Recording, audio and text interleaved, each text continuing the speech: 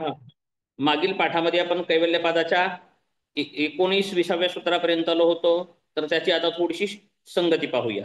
तर 16व्या सूत्रामध्ये दृश्य वस्तू एकाच चित्ताच्या तंत्रानुसार चालणारी नाही, कारण असे झाल्यास एकाही चित्ताचा विषय नसताना त्याचे काय होईल हा प्रश्न उपस्थित होतो. काही कळालं मराठीत? अर्थ असाच दिलाय. नाही, मराठीत कळतंय म्हणणाऱ्याला विचारतोय. म्हणजे मराठीत अर्थ कळतो, मला तर कळत नाही बाबा. असं वाक्य जर न समजून घेतलं, अर्थ जर वाचला, काय म्हणलंय तेच कळत नाही. बरोबर आहे, थोडस विचार करावा लागतो. तर काय सांगितलेलं आहे न न चैक चित्त तंत्रम वस्तू तद प्रमाणकम तदा किम स्यात्. याच्या अतिरिक्त दृश्य वस्तू कोणत्या एका चित्ताच्या अधीन नाही. आणि यदि म्हणजे कदाचित जर एका चित्ताच्या अधीन असती तर चित्ताच्या अभावामध्ये वस्तूचा सुद्धा अभाव झाला असता, हे सांगायचंय. काय सांगतात? वस्तू आणि चित्त हे भिन्न आहेत आणि वस्तू या चित्ताच्या अधीन नाहीयेत. वस्तू ही चित्ताच्या अधीन नाही. त्यामुळे जर असतं, कल्पना केली, स्वतंत्र सत्ता सांगायचे, वस्तूची सत्ता आणि चित्ताची सत्ता स्वतंत्र आहे हे सांगण्यासाठी सांगतात. आणि जर कदाचित चित्ताचीच सत्ता वस्तू असती तर चित्ताच्या अभावामध्ये वस्तूचा सुद्धा अभाव असता. हे का सांगत आहेत? कैवल्यपदाकडे जात आहेत, कारण सांख्य सिद्धांत आहे तिथे. बरं का? प्रकृती नष्टम अपि नष्टम कृतार्थम अपि. कुणासाठी पण? रेकॉर्डिंग चालू आहे ना? हा, विषय. हा, कृतार्थम, जे कृतार्थ झालेले आहेत, ज्यांना कैवल्य प्राप्त झालेलं आहे, ज्यांना विवेक ख्याती प्राप्त झालेली आहे, ज्यांना धर्ममेध प्राप्त झालेला आहे, असंप्रज्ञात समाधी प्राप्त झालेली आहे, निर्बीज समाधी प्राप्त झालेली आहे, त्याच्यासाठी प्रकृती मेली. बरं का? शब्द तसा अर्थ नका घेऊ. मेली म्हणजे त्यासाठी नाही, ते जगत त्याच्यासाठी नाहीये. तो एकमेव झाला, एकटा झाला. म्हणजे काय झाला? केवल झाला. केवल एकटा झाला, केवल झाला. आणि केवल झाला म्हणजेच कैवल्य प्राप्त झाला. परंतु म्हणजे प्रकृती त्याला आहे का? नाही. आपण पाहिले ना, प्रकृती आणि पुरुष दोघांचा संबंध. मग संबंध प्रकृतीचा विच्छेद झाला. मी विनोदाने आणि थोडं समजवण्यासाठी नवरा बायकोचा घटस्फोट झाला अशा अर्थाने मी म्हणत होतो आपण तत्वज्ञानाच्या वेळेस. बरोबर आहे. मग प्रकृती आता घटस्फोट झालाय कायद्याने, आता ते अडवते का नवऱ्याला? नाही. ते काही कर, पाखरा आजाद केले तुला, अशा प्रकारचं प्रकृतीचा आजाद करून टाकते, मुक्त करून टाकते. बरोबर आहे. मग ती त्रास देत नाही. मग प्रकृती कुणाला त्रास देत नाही? ज्याला सोडलंय त्याला त्रास देत नाही. म्हणजे केवली पुरुषाला ती प्रकृती नाही, त्याच्यासाठी नाही, तो एकटा आहे. परंतु अन्यासाठी मात्र प्रकृती असते. अन्य लोकांसाठी, कृतार्थासाठी प्रकृती नष्ट झाली, परंतु इतरांसाठी प्रकृती विद्यमान असते. म्हणजे काय सांगायचंय? एकच तत्व आहे हे सांगायचं नाही. इथून काय दार्शनिक तत्व आपल्याला काय कळतं सांख्याचं, योगाचं? की सांख्य प्रकृती पुरुष तत्व भिन्नच मानतात. बरं का? जसं अद्वैत वेदांतामध्ये एकच होतं, एकातच विलय झाला असं नाही. प्रकृती ही स्वतंत्र आहे, याच्यासाठी नष्ट झाली म्हणजे ही इतर आहेच हे सांगतात. सूत्र आहे बरं का. जे योगदर्शनाला अद्वैतवादी म्हणतात त्यांच्यासाठी हे सूत्राचं उत्तर आहे. दुधगावकर सर, सौदत्ती सर, दर्शनाचे तुम्ही म्हणून अलग लक्षात. ज्यांच्यासाठी हे उत्तर आहे. म्हणजे पतंजलींना काय म्हणायचंय? कृतार्थम अपि नष्टम, कृतार्थासाठी नष्ट आहे, परंतु इतरांसाठी प्रकृती असते. म्हणजे प्रकृती हे अंतिम तत्व आहे, परमार्थिक तत्व आहे, सत्य तत्व आहे. पुरुष जसा आहे तसाच प्रकृती सुद्धा तत्व आहे हे सांगता येतं.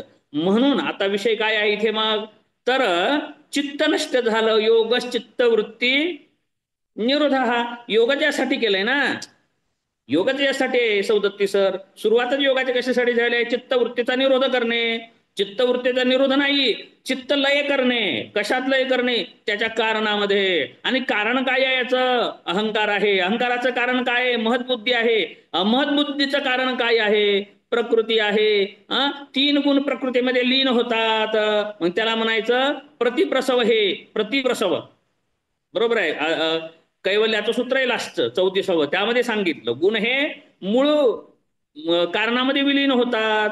मग ते नाहीत, मग गुण प्रगट नाही झाले, सृष्टीसर्ग संपला. सृष्टीसर्ग जो झालाय प्रकृतीपासून विस्तार, तो वापस गेला कारणामध्ये. मग आता काय झालेलं आहे? चित्तच नाही, मग वस्तू पण नाही असं होईल. अलग लक्षात अर्चनाताई? जर चित्तात आणि वस्तू जर सत्ता सांगितली असती तर चित्ताच्या अभावामध्ये वस्तूचा सुद्धा अभाव ठरला असता, असं नाही सांगायचे. म्हणजे वस्तू भिन्न आहे आणि चित्त भिन्न आहे हे या 16व्या सूत्रामध्ये सांगितलेलं आहे. आता मग चित्ताधीन वस्तूची ओळख कशी आहे सांगितलंय पुढील सूत्रामध्ये. तदुपरागापेक्षित्वा चित्तस्य वस्तू ज्ञाता ज्ञातम. जेव्हा चित्त एका विषयावर प्रतिबिंबित चित्तावरती एका विषयाचं प्रतिबिंब पडतं तेव्हा त्या वस्तूचं ज्ञान होतं आणि प्रतिबिंब पडत नाही तेव्हा ज्ञान होत नाही. 37 सर होते काल. काय म्हणत होतो आपण? प्रत्यक्ष ज्ञानासाठी आपण सांगितले काय अपेक्षित आहे न्यायदर्शनामध्ये पाहिलं, इंद्रिय अर्थ आणि सन्निकर्ष. इंद्रिय अर्थ म्हणजे त्याचा विषय आणि त्या दोन्हीमध्ये झालेला सन्निकर्ष पाहिजे. आणि जर इंद्रिय नाही तरी वस्तू असल्यास सन्निकर्ष होणार नाही, ज्ञान होणार नाही. नुसती वस्तू आहे चित्तच नाही इंद्रिय नाही तरी हे होणार नाही. इंद्रिय पण आहे वस्तू पण आहे सन्निकर्ष झाला नाही तरीही ज्ञान होणार नाही. म्हणजे वस्तूचं प्रतिबिंब चित्तावरती पडतं आणि तत्भासित चित्त व्हायला लागतं. कारण चित्त कसं आहे अर्चनाताईंनी सांगायचे पहिल्या पादात झाले. चित्त कशासारखं आहे उदाहरण आहे बघा. कशासारखं आहे राधाताई सांगत असत्या बघा, त्यांनी खूप वेळा सांगितले उत्तर हे विचारलं की. सर चित्त हे ते पाऱ्याप्रमाणे आहे सर, पारदर्शक आहे आणि ते स्फटिकाप्रमाणे आहे. स्फटिकाप्रमाणे आणि दुसरं अयस्कांतपणाप्रमाणे. अयस्कंद. अयस्कांत म्हणजे चुंबकासारखं आणि स्फटिकासारखं म्हणजे स्फटिकाला रंग नसतो, बरोबर आहे. परंतु स्फटिकाच्या जवळ पैलू पडलेलं स्फटिकाच माहितीये ते, त्याच्या जवळ जर कोणता रंग लाल आला तर लाल दिसायला लागतं, हिरवं हिरवं, काळं काळं, पिवळं पिवळं. म्हणजे स्फटिकाला स्वतःचा रंग नसतो परंतु तो इतर रंगाचा आश्रय धारण करतो आणि तद्भासित होतो, बरं का. तशासारखंच भासित होतो. मग चित्त हे कसं भासायला लागतं वस्तूप्रमाणे भासायला लागतं. कारण ते काय करतं अयस्कांत बनण्यासारखं आहे, ते चिकटून धरतं म्हणून संस्कार चिकटून राहिलेले आहेत. चित्ताचा स्वभाव प्रथम पादामध्ये व्यास भाष्यामध्ये सांगितला गेलेला आहे. ठीक आहे, पुढे पाहूयात आता. आणखी परत उदाहरण दिलं इथंही.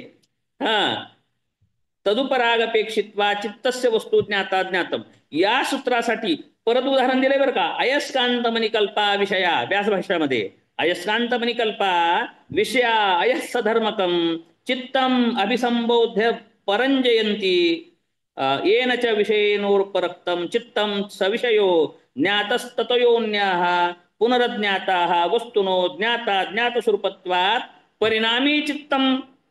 काय म्हणले ते अर्थ वाचा. ठीक आहे, अशा प्रकारे चित्त आहे म्हणलेलं आहे. त्यामुळे ते तद्भासित होतं म्हणजे वस्तूचं काय पडतं वस्तूचं प्रतिबिंब पडतं, बरोबर आहे. प्रतिबिंब, बिंबाने प्रतिबिंब सांगतो. सूर्य हे बिंब आहे आणि आपल्या भांड्यात कोजागिरीमध्ये प्रत्येकाच्या घरोघर काय ठेवलेलं आहे, दूध ठेवलंय छतावरती आणि भांडेलही मटेत प्रत्येकाचे आणि प्रत्येकाच्या भांड्यामध्ये सूर्य नाही रात्री चंद्र असतो. चंद्र म्हणूया, ठीक आहे. उदाहरणासाठी घेतलंय त्यामुळे सरांचं चुकलं असं नका म्हणून. उदाहरण होतं ते चंद्र होतं. रात्री काय असतो कोजागिरीला चंद्र होता आणि दुधामध्ये चंद्र दिसतो. प्रत्येक जण म्हणायला लागले चंद्र माझा इथं इथं चंद्र. परंतु प्रत्येक चित्तामध्ये जसं मोठं भांड होतं, एक जणांनी टोपलं ठेवलं, मोठं टोपलं, मोठं पातेलं काय म्हणतात तुमच्याकडे ते, असं मोठं ठेवलं, चंद्र मोठा दिसतो. कोणाच्यात बारका आहे त्याच्यात बारका दिसतो, बरोबर आहे. एकाने ग्लासातच ठेवलं, बरोबर आहे. जसं चित्त तसं प्रतिबिंब. चित्ताच्या शुभानुसार वस्तूचं ज्ञान होतं. म्हणजे एकच वस्तू प्रत्येकाला वेगवेगळे भासते. काल आपण उदाहरण दिलं होतं कशाचं, रज्जू सर्पाचं. प्रत्येकाला वेगवेगळं भासतं. कारण का चित्त भिन्न भिन्न आहेत, चित्ताचे संस्कार भिन्न भिन्न आहेत, चित्ताची प्रवृत्ती भिन्न भिन्न आहे. या कारणाने वस्तू भिन्न भिन्न भासित होते आणि वस्तूवरती नाही वस्तूचं प्रतिबिंब चित्तावरती पडतं आणि चित्त ते तद्भासित व्हायला लागतं असं इथे सांगितलेलं आहे. पुढे सांगतात चित्त पुरुषाचा विषय आहे त्याबाबत सांगतात. म्हणजे चित्त हा आत्म्याचा काय आहे विषय आहे आणि विषयी काय आहे पुरुष आहे हे सांगतात. आता सदा ज्ञाता चित्तवृत्तयस्तत्प्रभो पुरुषस्या परिणामित्वात, बरं का. म्हणजे आत्मा चित्ताच्या सर्व वृत्तींचा सदैव ज्ञाता राहतो. सदैव ज्ञात असतं त्याला चित्ताच्या वृत्ती. कारण का, तर तो चित्ताचा स्वामी आहे. आणि स्वामी असं नाही कारण, बरं का. स्वामी आहे, परंतु अपरिणामित्वात. कसा आहे तो? अपरिणामित्वात म्हणजे कसा आहे तो? आपण पाहिले पुरुष कसा आहे? अत्रिगुणात्मक आहे, त्रिगुणातीत आहे. प्रकृती त्रिगुणात्मक आहे. पुरुष हा अप्रसवधर्मी आहे, प्रकृती प्रसवधर्मी आहे. 37 बरं का. परत प्रकृती कशी आहे? जड आहे. पुरुष हा चेतन आहे. हा, बरोबर आहे. अशा प्रकार असल्या कारणाने तो कधीच भानगडीत पडत नाही, अलिप्त असतो, बरं का. मग अलिप्त असल्या कारणाने आणि अपरिणामी असल्या कारणाने, परंतु प्रकृती परिणाम आहे, प्रकृतीचा परिणाम होतो बाकीचे घटक. प्रत्येक वस्तू या बदलणारे आहेत, कारण कार्य संबंध येतो त्यांच्यामध्ये. परंतु पुरुषामधून काही जन्मत नाही आणि तो कुणाला जन्म देत नाही आणि तो कुणापासून जन्मत नाही. न प्रकृती न विकृती म्हणजेच पुरुष आहे.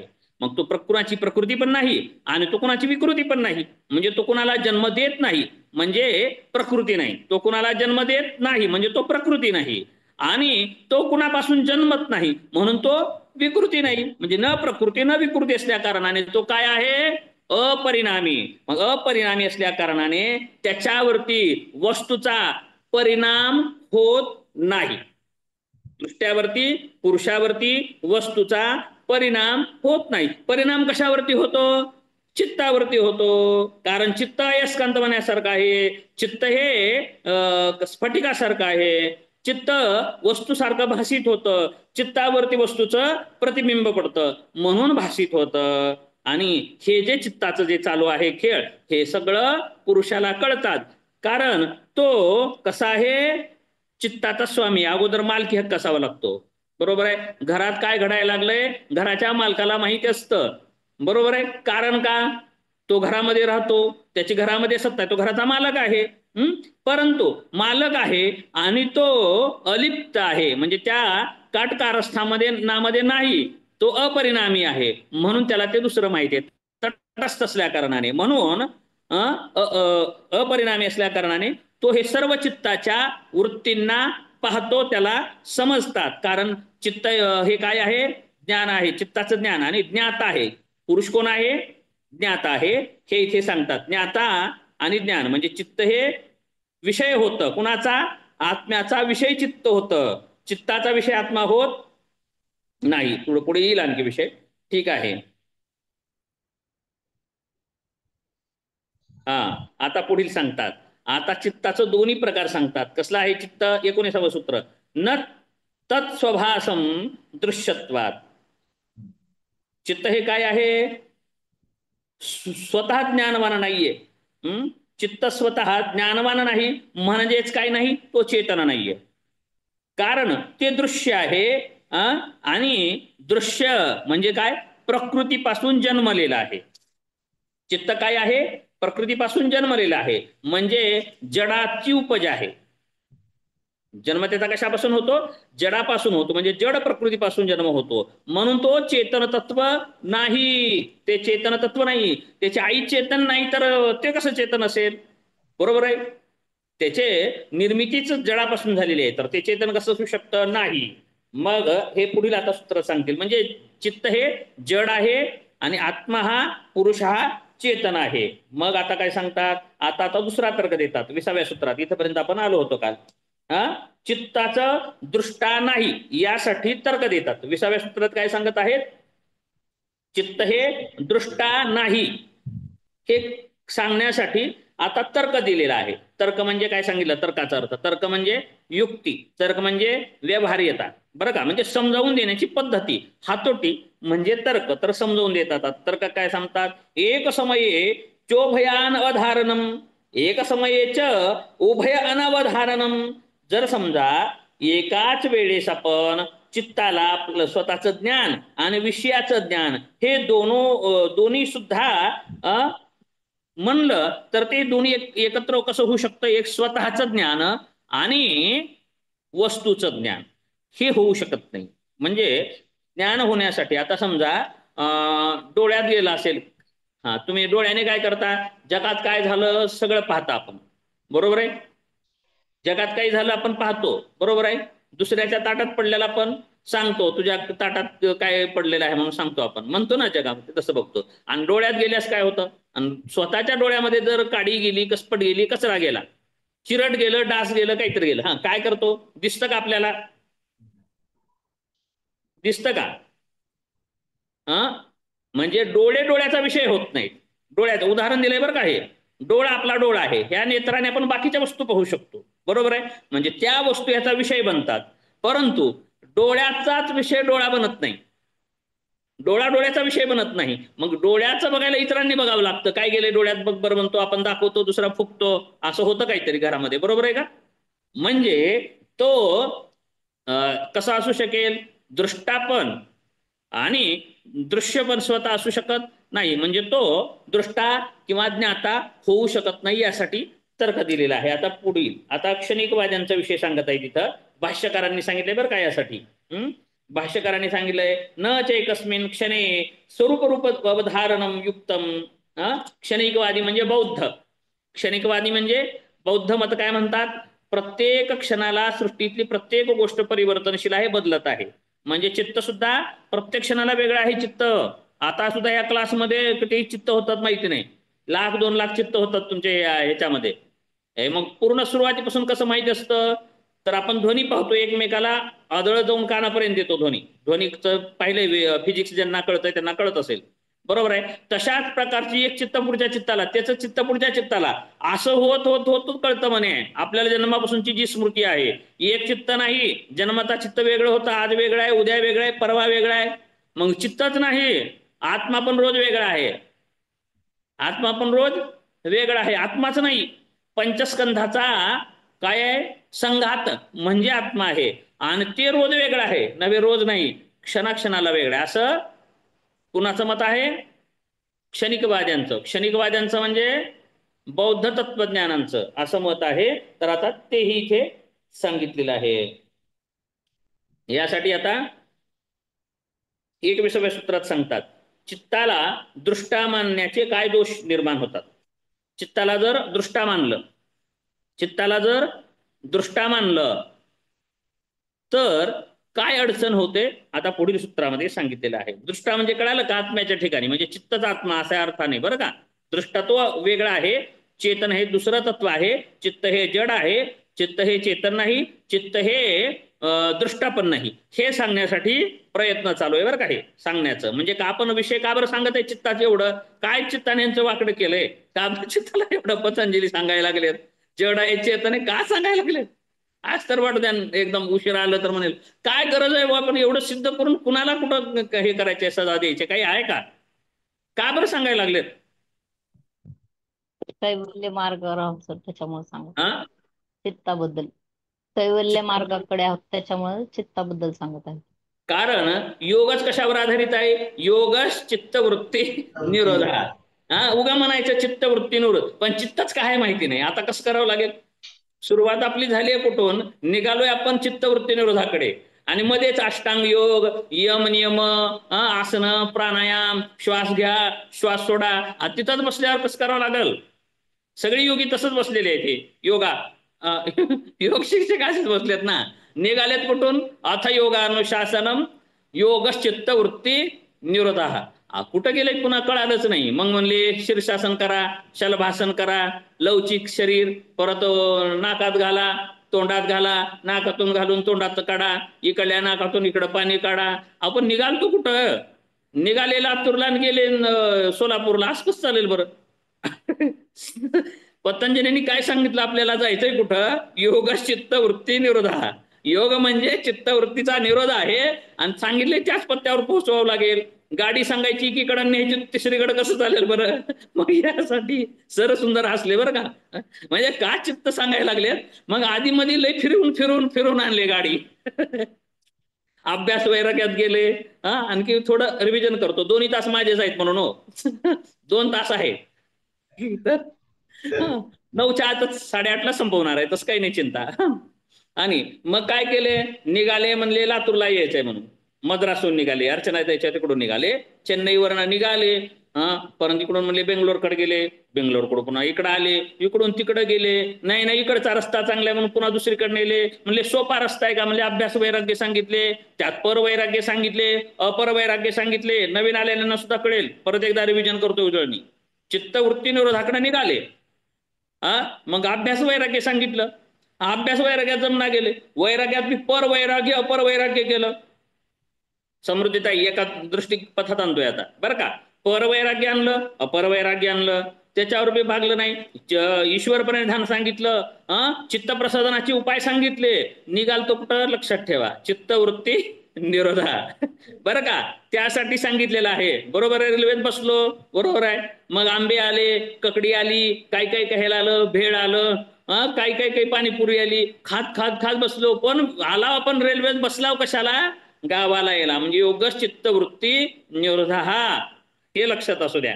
तिथून येत येत पुढे गेले.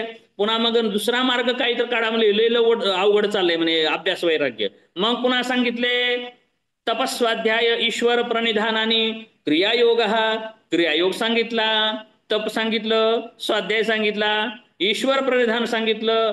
आधीच ईश्वराचं पण वर्णन केलं तर ईश्वर काय आहे काय नाही. परत ईश्वर विचारले, हे मध्येच काय काढलं म्हणे तुम्ही, आम्हाला सांख्याचे सिद्धांत माहित होते, पुरुष माहित होतं, प्रकृती माहित होतं, हे ईश्वर भानगड कुठे आणली म्हणले होते, कधी म्हणले होते, पहिल्याच पादामध्ये. मग म्हणले ईश्वर कोण आहे सांगितलं, क्लेश कर्म विपाक आशय अपरामृष्ट पुरुष विशेष हा ईश्वरा. अच्छा, काय होतं मग त्याच्याने, तो कसा आहे, तस्य वाचक हा प्रणव, त्याचं वाचक प्रणव आहे, प्रणव आहे. मग कसं करावं त्याला प्रसन्न करण्यासाठी, काय केलं पाहिजे, तज्जपस तदर्थ तद्भावनम, त्याचा जप केला पाहिजे, नुसता जप नाही केला पाहिजे, ओम ओम ओम ओम ओम ओम ओम असं नाही करायचं. मग काय म्हणले, अर्थ संलग्न असलं पाहिजे, तज्जपस तद अर्थ. मग नुसता अर्थ पण नाही कळणार, अर्थाच्या बोधामध्ये राहून नाही चालणार, तर तद्भावनम, तद्भावनम असा जप सांगितला. अलग लक्षात. मग तो कसा ईश्वर सांगितला इत्यादी सांगून क्रियायोग सांगितला.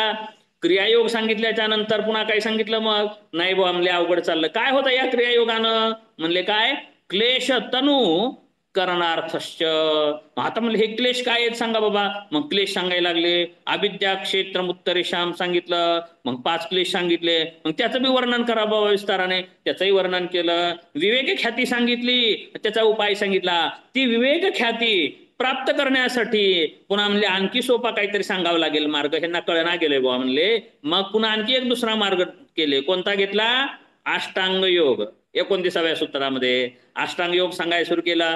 यम सांगितला, नियम सांगितला, त्याचं पालन कसं करावं सांगितलं, सार्वभौमिक व्रत सांगितलं, महाव्रत सांगितलं, आसन सांगितलं, प्राणायाम सांगितलं, संकल्पना सांगितली, त्याचं फळ सांगितलं. अध्याय संपला. पुढे मग अंतरंग योग सांगितला. पुन्हा अंतरंग योगाद्वारे कशा कशा सिद्धी मिळतात ते सांगितलं. सिद्धी कशा कशा मिळतात सांगितलं.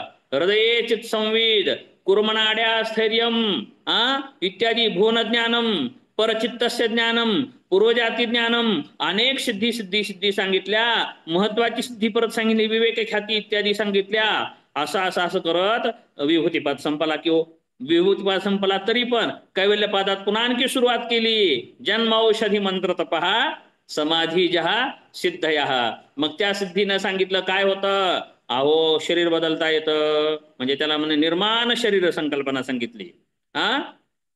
जात्यंतर बरं का ते सांगितलं. त्यानंतर नाही जात्यंतर शरीर बदलता येत नाही हो, चित्त पण बदलता येतं. मग अनेक चित्त करता येतात. कसं चित्त असतं हो, मग ध्यानाचे चित्त श्रेष्ठ असतं. ध्यानाचे चित्त कसं असतं हो, अनाशय असतं. अनाशय म्हणजे काय, आशय राहत नाही, साठा राहत नाही आणि इतरांच्या चित्तावरती असतं. असं कसं काय असू शकतं बाबा, असं कसं काय असू शकतं. मग सांगितले त्या योग्यांचं कर्म हे 4थ्या प्रकारचं आहे. 4थ्या प्रकारचं म्हणजे कसलं हो, मग बाकीच्यांचं कसलं असतं. मग सांगितलं शुक्ल कर्म, कृष्ण कर्म, शुक्ल कृष्ण कर्म हे 3 असतात सर्व जीवांचे. म्हणून त्यांच्या चित्तामध्ये साठा असतो, आशय असतो, संस्कार असतात. म्हणून ते येतात जातात येतात जातात असं असं असं असं होत राहतं. मग योग्यांना काय असतं, तर ते शुक्ल कर्म पण नसतं, कृष्ण कर्म पण नसतं. असं सांगत मग पुन्हा सांगितले कर्माचे प्रकार सांगितले. पुढं काय सांगितलं की बा विसरला आता मला विसरलं.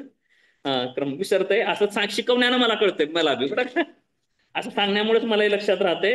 वाचन वासनांची अभिव्यक्ती. कर्म हा विपाक वासनांची पुनर्जन्म. अभिव्यक्ती. हा, कर्मानुसार वासनांची वासना. अभिव्यक्ती सांगितली. हा, पुन्हा हेतू फल आश्रय स्थान सांगितलं. का बर? त्यांच्या चित्तामध्ये काय राहत नाही? हेतू, फल, आश्रय आणि आलंबन. बघा असं पाठ केलंय सर मी. आलं का लक्षात?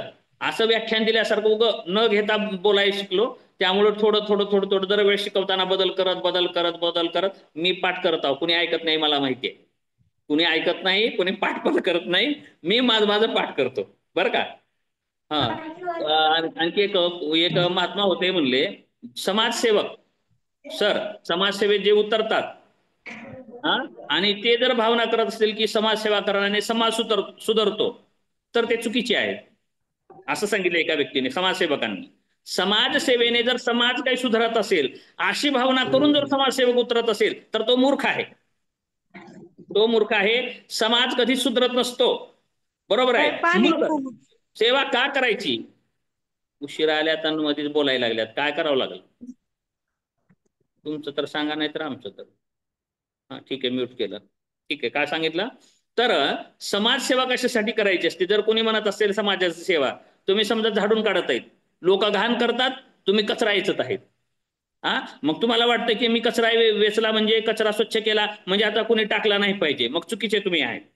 लोक कचरा टाकणारच, तुमची तयारी ठेवावी लागेल साफ करण्याची. तर समाजसेवेत उतरा, नाहीतर घरी दार लावून बसा. काही गरज नाही, तुमच्या समाजसेवेची काही गरज नाही बरं का. समाज तुम्हाला विचारत नाही, समाज तुम्हाला विचारत नाही, थँक्यू म्हणत नाही, आभारी आहे धन्यवाद म्हणत नाही. आणि त्यासाठी करत असाल तर उतरू नका बरं का. मग उतरा कशाला? ज्यांना उतरायचे समाजसेवेमध्ये जर आहे तर मग ते कशासाठी? तर समाजाची सेवा नसते होत, तर समाज सेवा करण्याने, ईश्वर सेवा करण्याने, ईश्वराची पण सेवा करण्याने ईश्वरात काहीच बदल होत नाही. ईश्वर आहे तो आहेच असतो, परंतु सेवकाची स्थिती बदलत असते. सेवकाची स्थिती बदलत असते, सेवकाचं पाप नष्ट होत असतं, सेवकाच्या चित्ताची मल निर्मोचन होत राहतं आणि तो अध्यात्म मार्गपरक होत असतो. तो ईश्वराला आवडत असतो, म्हणून त्याला सेवा आवडल्यानंतर ईश्वर ज्ञान देतो. मी महत्वाचं सांगितले, खूप वेळा सुद्धा सांगितले बरं का. ज्यांची सेवा आवडते, ज्यांची सेवा निष्काम असते, ज्यांची सेवा देवाला आवडते, तर त्याला देव काय देतो माहितीये का? त्याला वैराग्य देतो. त्याला काय देतो? वैराग्य देतो. त्याला काय देतो?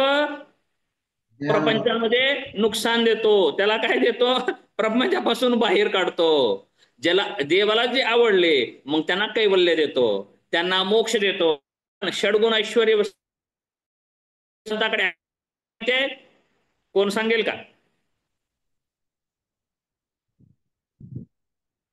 यशश्री औदार्य, ज्ञान वैराग्य ऐश्वर्य.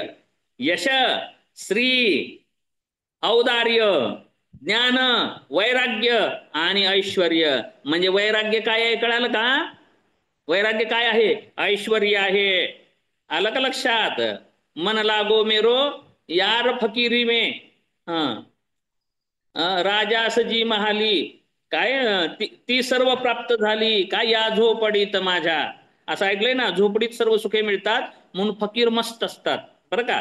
म्हणून त्यांना वैराग्य प्राप्त असतं. वैराग्यमेवा भयम, भर्तृहरी सुद्धा सांगतात. आणि जर वैराग्य आलं तर समजायचं ईश्वराची कृपा झाली. आणि जर संसारात नोकरीत बढती होत असेल बरं का, बायको चांगली मिळत असेल, मुलं चांगली मिळत असतील, तर नक्की देवानं कोंबडे बकरे बनवायचं आहे, लोकांना खायचं खाद्य बनवणार आहे हे ठरवून घ्यावं. जर ज्यांना कारण बनणारच आहे ना, बरोबर आहे. जाऊ द्या, माणसं खाणार नाहीत. जंगलातलं हरण बनल्यास कसं डिस्कवरीवर बघितलं की भयानक वाटतं, नगरी बाबा जन्म नको वाटतं, बेव वाटतं. कसं वाहक बघा खातो हरणाला बिचाऱ्याला. असं होत असतं. म्हणून वैराग्य मागितलं पाहिजे देवाला, म्हणून त्यासाठी निशुल्क निस्वार्थ सेवा केली पाहिजे. म्हणून शिकवलं सुद्धा कोणासाठी पाहिजे? त्याला आवडण्यासाठी, पुढच्याला आवडण्यासाठी शिकवलं नाही पाहिजे. हे कशासाठी सांगितलं माहितीये का? म्हणून मी पाठांतर करतो, पतंजलीला आवडलं पाहिजे, त्यांना वाटलं पाहिजे बिचाऱ्यानं प्रयत्न केलाय बाबा. पुढचे कसे का ना, मला तर आवडलं म्हणेल. आलं का लक्षात? मला जन्माला यायचं नाही म्हणतो मी, पुढे जन्माला यायचं नाही बाबा, कळत नाही बाबा मला, जमलं प्रयत्न केलतो बा. हा, तिथं जायचंय ना त्यावेळेस म्हणता येईल प्रयत्न केलं होतो, मला जेवढं आयुष्य दिलं होतं, जेवढं सामर्थ्य दिलं होतं, जेवढी बुद्धी दिली होती, जेवढं धन ऐश्वर्य दिलं होतं, तेवढं मी खर्च केलेला आहे, सत्कर्माला केलेला आहे, माझा दोष नाही. कुणी जर काही घेतलं नसेल तर तो माझा दोष नाही, त्यांचा कर्माचा दोष आहे. त्यामुळं ते नाही मी केलं तो भाव सांगायला, गुन्हेगार नाही म्हणून सांगायसाठी करायचं असतं. आलं का लक्षात? म्हणून मला पाठवतं हे. मी जे असं करतो ना, मी माझ्या आनंदासाठी शिकवतो बरं का. आणि आनंद घ्यायचा, शिक्षकांनी शिकवण्याचा आनंद घेतला पाहिजे, समजण्याची गरज नाही. आणि समजतं कुणाला? ज्यांचं काय म्हणलं नशीब आहे, ज्यांचं पुण्य फळले बहुता दिवसा, ज्यांचं पुण्य ते पण निष्काम पुण्य असं जर साठलेलं असेल, त्यांनाच तत्वबोध होतो, त्यांनाच होतं. आणि ते काही एवढ्या सहज होणार नाही, एवढ्या लोकांना होणार नाही. मग त्यांना काय असेल, श्वास लिजिये श्वास छोडिये, असं तसं. चला आपण बघूयात आता. मग यासाठी मी आता पूर्ण योगदर्शन केलं, डोळे झाकून अभ्यास करायचा योगदर्शनाचा. असे काही साधक पाहिलेत बरं का मी आता, की जसं संधी उपासना करतात ब्राह्मण त्रिकाल संध्या, तसं ते म्हणे नाही आपण योगी आहेत, योग मार्गी आहेत, तर ते 195 सूत्र तिन्ही संध्याला वाचन करतात. फक्त तिन्ही संध्याला 195 सूत्र म्हणणार, अर्थाविरुद्ध काहीच नाही. पतंजलीला दया आली तर कळून देतील म्हणे. महर्षी पतंजली यांना जर दया आली तर ते कळवून देतील मी करतोय. मग एक तर मला तर 4 माणसं ऐकायला लागलेत ना. परत परत सांगतोय. मग कैवल्य पाहिजे आपल्याला, काही नको बाबा. आता परत जन्माला यायचं नाही. मुंगीपासून, सरपटणाऱ्या प्राण्यापासून, पशुपक्ष्यापासून आता किती किती यातना होतील माहितीये. बघा बघा, दुसरे पशुपक्षी बघा, जात असताना वाटेने बघायचं, अरे हे आपण बी होतो का. योगदर्शनामुळे कळालं बरं का मला हे पण. आणि प्रत्येक ह्याला प्रत्येक स्मृती येते. योगदर्शनात एवढं सांगितलंय, वैराग्य आलं पाहिजे यातून आपल्याला. अरेकडे आपण पण कुत्र झालो तर असंच लोक दगड हाणतील की, वाटलं पाहिजे. असंच आपल्याला त्रास झाला असेल, नको रे बाबा आता परत नको, परत यायचं नाही. सापडला हा देह काकटाळी न्याय, आंधळ्याच्या टाळीत जसा कावळा सापडावा तसं मनुष्य देह प्राप्त झालेला आहे. म्हणून हे असा वाया घालायचा नाही, असा विचार करा. ठीक आहे. ठीक आहे. तर मग काय सांगत होतो, मग असं इथपर्यंत आलोय बरं का. आता जरी आला तरी आपल्याला कळेल क्रम कसा आहे. आणि योग दर्शनाचा सार कळण्यासाठी सांगितलं मी, क्रम लावला 37. योगदर्शन सुरू कुठून झालं, युक्ती थोडस विनोदी बुद्धीनं सांगतो मी थोडस, परंतु कळालं असेल त्यातून की सुरुवात कुठून केली ती पतंजलींनी. परंतु चित्तापासून सुरुवात केली होती अर्चनाताई, म्हणून चित्ताच्या भानगडी सांगायला लागले तेवढे बरं का. म्हणजे बुवा मी विषयांतर केलं नाही, विषयांतर केलं नाही सांगायला लागलेत पुढच्या लोकांना, की मी निघालतो तिथून तिथंच पोहोचवणार आहे. जिथून सुरुवात केली ती तीच पाटी जी बसला लावली होती त्याच पाटीच्या ठिकाणी पत्त्यावरती जायचं आहे असं सांगत आहेत. मग त्या ठिकाणाबद्दल सांगायला लागलेत आता, कारण आता अत्यंत शेवटचं चालू आहे. आता सावध सावधान समयो, शेवटचे मंगलाष्टक असते ना, साधा समी उपवास आहे, शेवटचे मंगलाष्टका चालू आहे आता. आता सावधान व्हा म्हणून. आता सुरुवातीला जे सिरियस झाले होते चित्तवृत्ती निरोधा, आता चित्तावर आणायला लागलेत, मग निरोधावर आणणार आहेत, आणि त्यानंतर कैवल्यावर नेणार आहेत. त्यामुळं आता सावध सावधान समयो. आता सगळे प्रहर संपलेले आहेत. पहिलं सेमिस्टर झालं, बालपण गेलं. दुसरं सेमिस्टर गेलं, कुमारपण तारुण्य गेलं. तिसरा प्रहर आला, प्रौढपणा आला. आता चौथा प्रहर आलाय. चौथा सेमिस्टर कसा आहे, वृद्धत्व आलेलं आहे. आता जागा, नाहीतर काही नाही.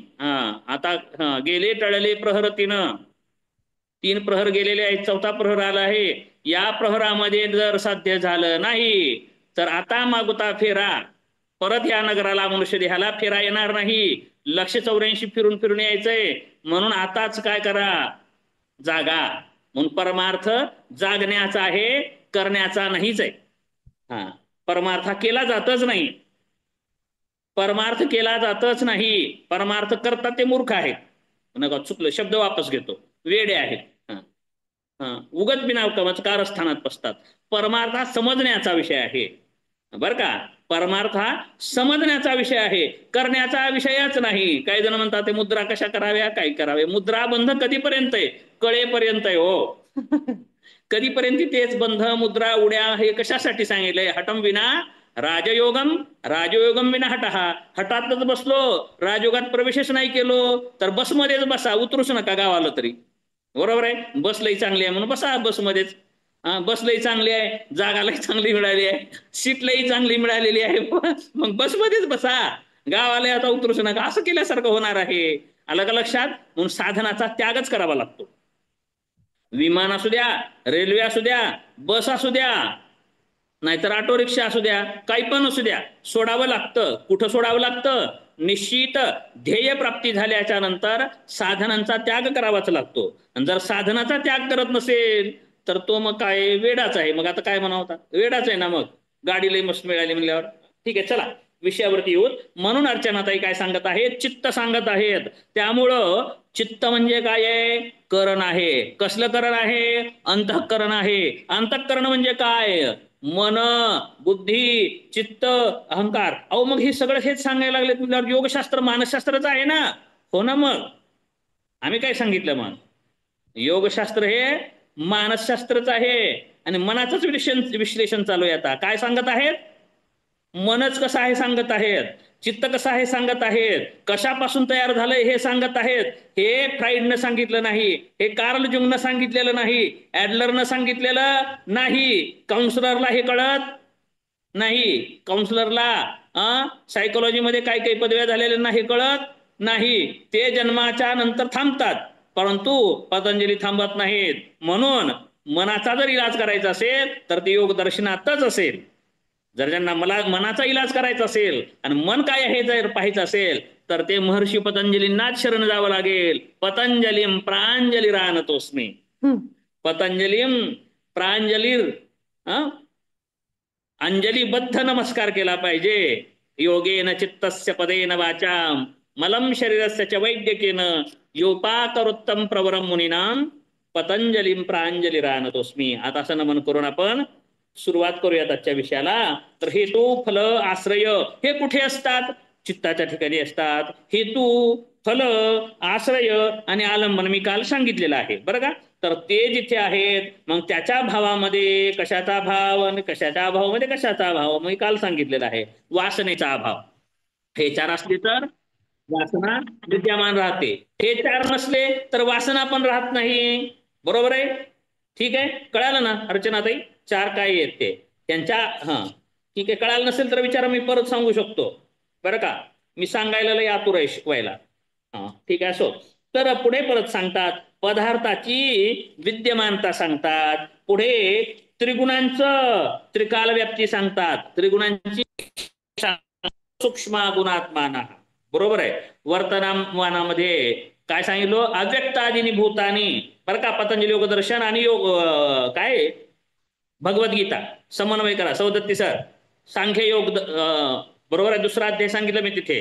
अव्यक्तादिनी भूतानी व्यक्तमध्यानी भारत अव्यक्त निधनांनैव तत्र का परिदेवना. हे सांगितले भगवंतानी. ते पाहिजे सांगितलंय. अगोदर अव्यक्त होतं, नंतर भविष्य काळात अव्यक्तच आहे, आताच व्यक्त आहे. ते व्यक्त सूक्ष्म गुणात्मान हे सांगतात. पुढे सांगतात परिणामैकत्वात वस्तुतत्वम असं सांगत सांगितले. सूत्र वाचलेत सगळे. चित्ताची भूमिका सांगितली 16व्या सूत्रामध्ये. मग चित्ताची वस्तूची स्वतंत्र सत्ता सांगितली. पुढे मग सदैव ज्ञाता हे पुरुष आहे आणि चित्त हे ज्ञान आहे, वस्तू आहे असं सांगितलं. आणि चित्ताचा स्वामी कोण आहे सांगितलं. आत्मा हा चित्ताचा स्वामी आहे सांगितलं. पुरुष हा चित्ताचा स्वामी आहे सांगितलं, मालक आहे सांगितलं. त्यानंतर चित्त हे प्रकाश्य आहे, आत्मा हा प्रकाशक आहे सांगितलं. आत्मा हा चेतन आहे, चित्त हे जड सांगितलं. काय सांगायला लागले? चित्त सांगायला लागलेत. सगळं चित्ताचं चालू आहे, मानसशास्त्राचं चालू आहे. त्यानंतर मग चित्त दृष्टा नाही यासाठी तर्क दिला 20वं सूत्र. त्यानंतर 21व्या सूत्रामध्ये सांगतात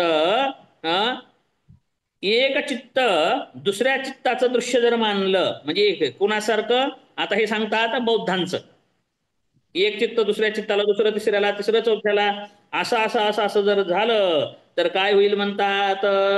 तर एक चित्त ह्याचं दृश्य, ते चित्त दुसऱ्याचं दृश्य, ते चित्त त्याचं दृश्य. मग हे जर असं असं असं झालं तर याला कसला दोष म्हणलेला आहे? अनावस्था दोष. याला म्हणायचं अनवस्था दोष. अनवस्था दोष म्हणजे आपण बौद्ध दर्शनात सांगितलं पहा. म्हणजे ह्याचं कारण ते प्रत्यत्य समुत्पाद 37 सर. प्रत्यत्य समुत्पाद आहे ना लक्षात.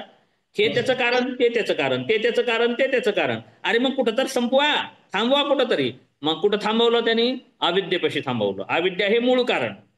बरोबर आहे ना. हा, मग बौद्ध दर्शन आणि योग दर्शनाचा समन्वय करा. सगळे दर्शन एकसारखेच आहेत, उगं डोक्याला ताण आहे, वेगळं काहीच नाही, सगळं सारखंच आहे कळाल्यास. तर मग इथं जर चित्ताने एक म्हणलं तर चित्त कुठे थांबेल? याला म्हणायचं अनावस्था दोष येतो. त्यानंतर स्मृतीचं सुद्धा मिश्रण संभवतं. म्हणून चित्त हे अनेक म्हणजे प्रतिक्षणाला बदलतं. हे बौद्ध मताचं पतंजली खंडन करतात. इथे बौद्ध मताचं क्षणिकवादाचं महर्षी पतंजली काय करत आहेत? खंडन करत आहेत, खंडन विरोध करतायत. करत आहेत. ते खरं नाही असं म्हणतात. हा, मग आता पुढे सांगतात 22वे सूत्र. आत्मा हा चित्ताशी तदाकार होण्याचा परिणाम काय होतो आणखी ते सांगतात. आत्मा म्हणजे पुरुष हा चित्ताशी काय झाला? तद आकार झाला. आत्मा आणि चित्त एकाकार होण्याचे काय परिणाम होतात हे सांगितलं. काय सांगतात आता? चितेर अतिप्रसंग क्रमायास्तदाकारापत्तौ स्वबुद्धी संवेदनम चितेः अप्रतिसंक्रमायाः तद आकार आपत्तौ स्वबुद्धी संवेदनम. म्हणजे जेव्हा चेतन शक्ती म्हणजे आत्मा पुरुष क्रियेपासून रहित आहे आणि असंग आहे, आणि तरी सुद्धा तो जर चित्ताशी तदाकार झाला म्हणजे बुद्धीशी, बुद्धीतूनच आलेला आहे ना, बुद्धीशी तदाकार झाला.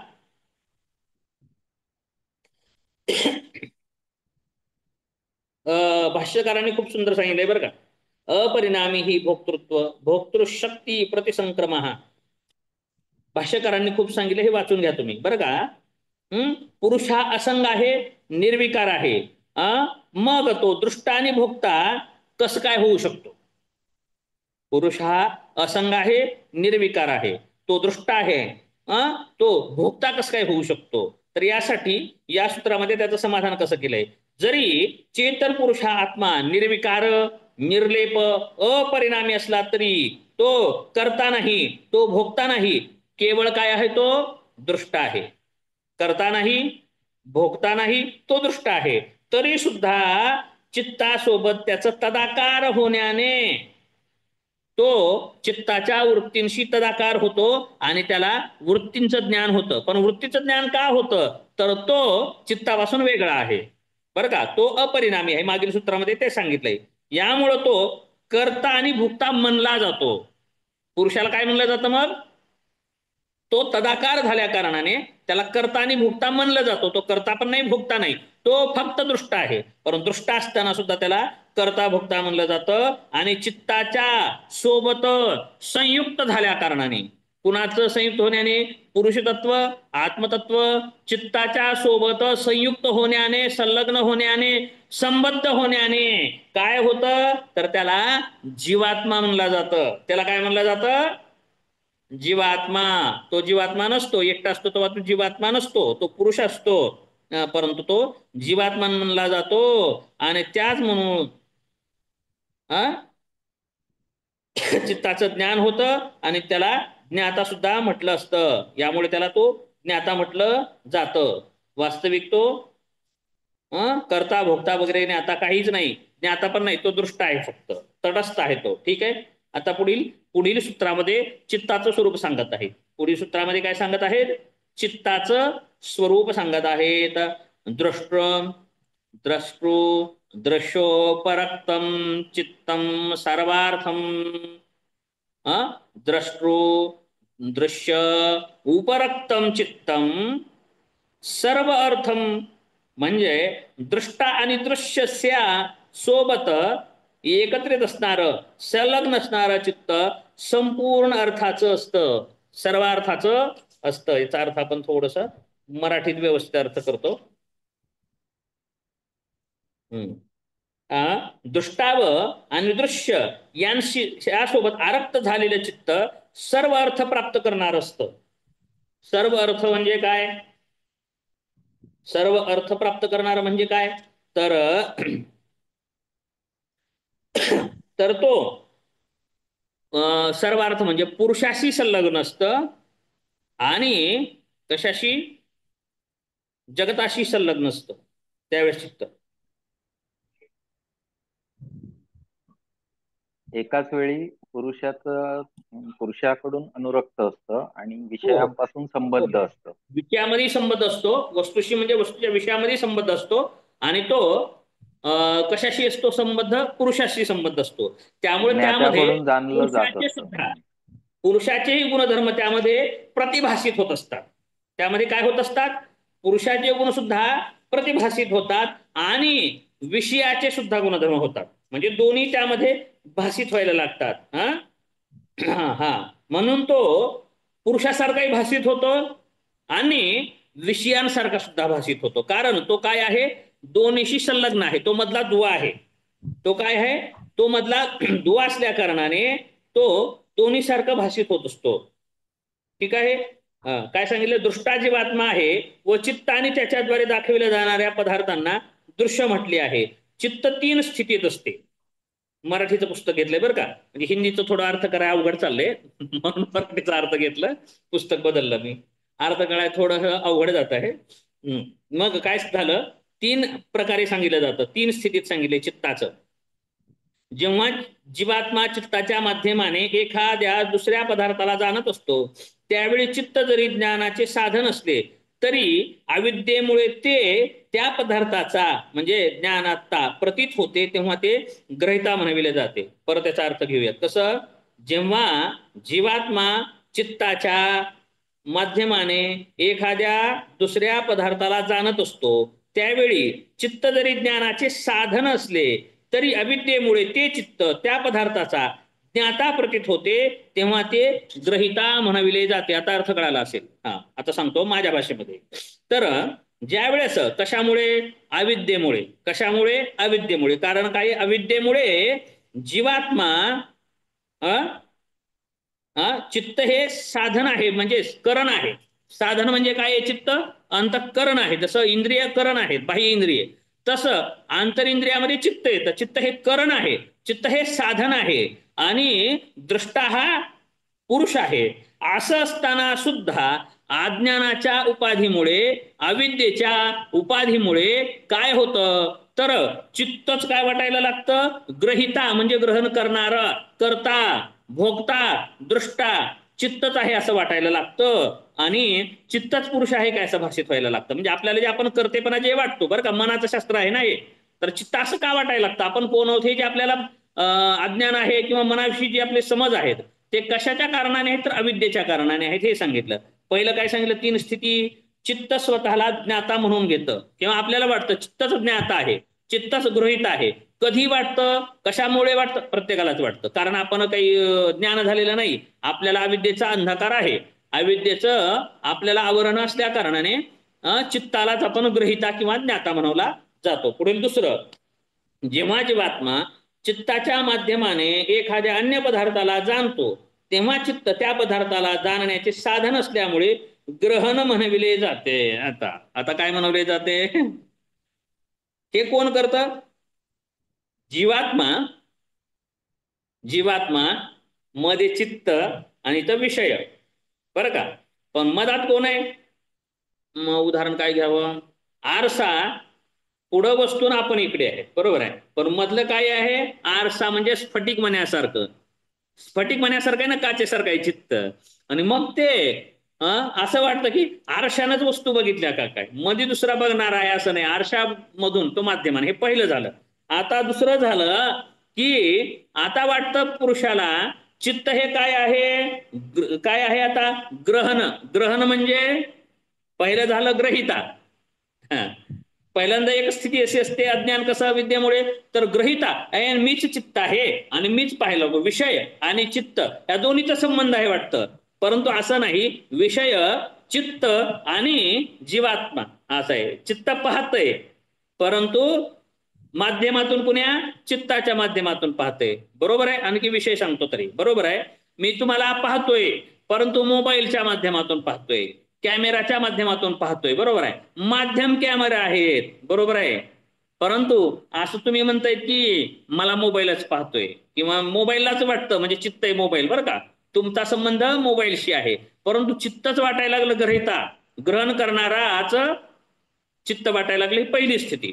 आता त्यानंतर दुसरं काय झालं, ग्रहण, ग्रहिता झालं. आता ग्रहण म्हणविलं जातं, ग्रहण, ग्रहिता, ग्रहण आणि ग्राह्य.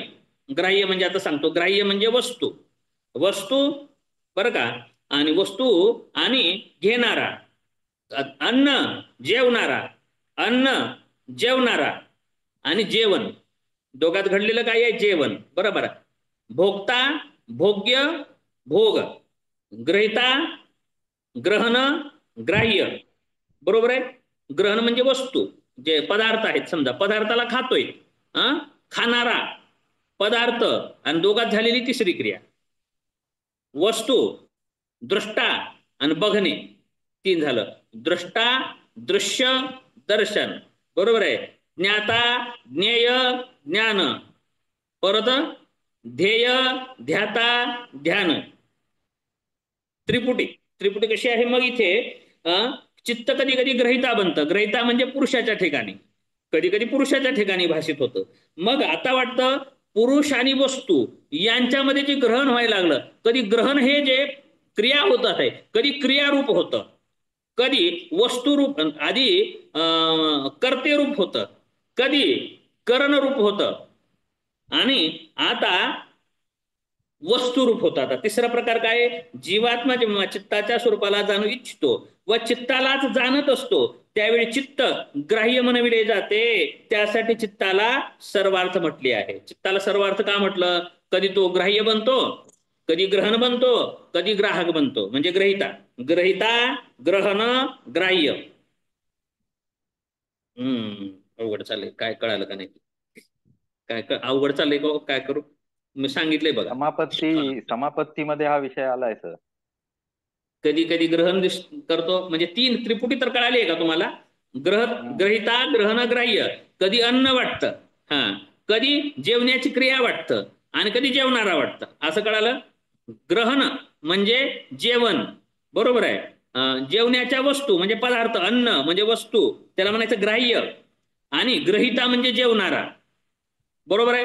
कधी चित्त वाटतं काय, अन्न वाटतं, कधी अन्नाचं स्वरूप घेतं, कधी जेवण्याच्या क्रियेचं रूप घेतं, आणि कधी जेवणाऱ्याचं स्वरूप घेतं. म्हणजे सर्वार्थम म्हणजे तीनही अर्थाने तो भाषित होतो. ग्रहिता, ग्रहण, ग्राह्य अशा तिन्ही स्वरूपामध्ये चित्त व्यक्त होत असतं, असं सांगत आहेत. आता हे कसे, कुतश्चेतत् अवतरणिका अशी आहे की कुतश्चेतत् म्हणजे आता हे कसं काय शक्य आहे बाबा, असं कसं काय व्हायला लागतं, तर पतंजली पुढील उत्तर देतात. आता यासाठी पुढील सूत्रामध्ये काय सांगत आहेत ते आपण पाहूयात. आता तदसंख्येय वासनाभिश्चित्रम अपि परार्थ संहत्यकारित्वात् कारित्वात्, ते चित्त असंख्य वासनांनी युक्त असूनही अनेक अवयवांपासून निर्मित होऊन कार्य करणारे असल्यामुळे परार्थ आहे. अर्थात जीवात्म्याचे भोग व अपवर्ग रूपी प्रयोजन सिद्ध करणारे आहे. काय आहे, चित्त काय आहे, हे चित्त असंख्य वासनांनी युक्त आहे, बरं का. चित्त कसलं आहे, अनेक वासनांनी युक्त असून अनेक अवयवांपासून निर्मित होऊन कार्य करणारे असल्यामुळे परार्थ आहे. परत एवढंच वाक्य घेऊयात आपण. आता चित्त, चित्त काय करतं, डोळ्याद्वारे रूपाला ग्रहण करतं, परत त्वचेद्वारे स्पर्शाचे अनुभव घेतं, नासिकेद्वारे गंधाला घेतं, इत्यादी अनेक अनेक अवयवांपासून निर्मित होतं चित्त, आणि त्यामुळे ते कसलं होतं, परार्थ, पर अर्थ आहे ते, बरोबर आहे. पर अर्थ, अर्थ म्हणजे विषय, पर विषय होतो. परंतु अर्थात मग तो जीवात्म्याचे भोग आणि वर्ग प्रयोजन सिद्ध करणार ठरते. म्हणजे चित्त काय करतं, हे काम काय करतं, तर वस्तूचं जीवात्म्याला भोग प्रदान करून देतो माध्यमाने, बरं का. आता तुम्ही पाहताय, बरोबर आहे, आनंद होतो पाहण्याचा, परंतु डोळ्याद्वारे पाहता तुम्ही, मग डोळ्याला काय आपलं शरीर समजता, जाऊ दे, आपण काय म्हणून दुर्बिणीद्वारे पाहता, दुर्बिणी करण बाजूच सांगितल्यावर वेगळं होईल, बरोबर. आपण काहीतरी पाहताय, सूक्ष्म वस्तू दिसत नाही, परंतु दिसते कशाच्या माध्यमातून, दुर्बिणीच्या माध्यमातून. तसं ते भोग देतं, भोग देण्याचं सुद्धा म्हणजे अवयवांमार्फत, नुसत्या अवयवातून जीवात्मा भोग घेऊ शकत नाही. अवयवापासून तो भोग घेऊ शकत नाही. कारण आपण पाहिलंय बघा, इंद्रिय, अर्थ आणि सन्निकर्ष. सौदत्ती सर, इंद्रिय, अर्थ आणि सन्निकर्ष म्हणजे इंद्रिय आहेत, डोळे आहेत, परंतु जर तिथे चित्त नसेल तर ज्ञान होऊ शकतं का? नाही. आपण पाहिले प्रत्यक्ष प्रमाणाच्या प्रकरणामध्ये. बरोबर आहे. म्हणजे चित्ताद्वारे ज्ञान होतं. जर चित्त नसेल तर जागेवर डोळ्याला पुढे काही आलेलं आपल्याला कळणार नाही. आपल्या अंगावर येऊन किती मुंग्या चावून गेल्या कळत नाही. कसं काय जाणीव होत नाही?